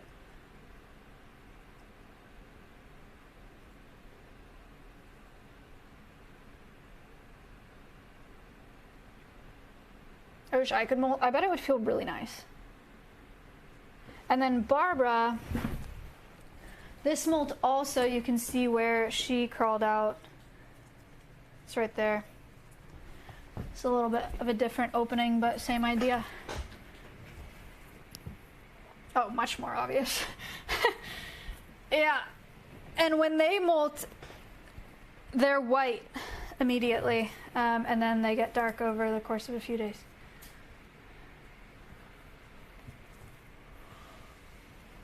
Okay, guys. Bug stream. This was just a test with this lens, but doing the whole, doing the like studio camera and then swapping to the macro could make for an actual stream if it was planned. This was super not planned. It was just like an improv. We have an hour. So kind of fun. I hope you guys liked it. We'll do a whole bug stream, like dedicated, like as a bug stream. I don't know when, but soon. So thank you guys for watching. I'm gonna right into Connor. Connor is doing work on the Bobcat today, wearing an eagle onesie, spinning a wheel. I don't know. I mean, I give them free range over whatever they want to do with their streams, so that's like what he wants to do. I'm gonna gear up that raid right now. It is Friday. Thank you guys so much for watching. I'll see you tomorrow on the Alveus channel for volunteer day, probably. But then the next stream that I'll see you on is Monday for meal prep. And then, wait, no, not for meal prep. For World Donkey Day. I'll see you on Monday for the donkey celebration, Donkey Appreciation Day. We're gonna maybe make a cake for the donkeys. Definitely make them popsicles. I don't know what else, but it's a day to celebrate the donks. If you guys are new here, thank you so much. Follow this channel. Definitely go follow the channel that we're raiding into. It's way more fun over there. That is the Sanctuary's actual main channel. So go check that out. But thanks for hanging out. If you're from the front page, appreciate it. The raid is going. I'll see you guys on the Alveus stream today too, because I'm here all day. I'll probably go try to drive the Bobcat. It's been a while and I should know how to do that. Donkey Day. Oh, and check out my YouTube video later today. Giving 19 ducks the pool party that they deserve. I'm excited about the video. I think it'll be a good one. So it's uploading right now. We're gonna post it as soon as it's ready. So I'll tweet for that pool party. Thanks for watching. Goodbye, everybody.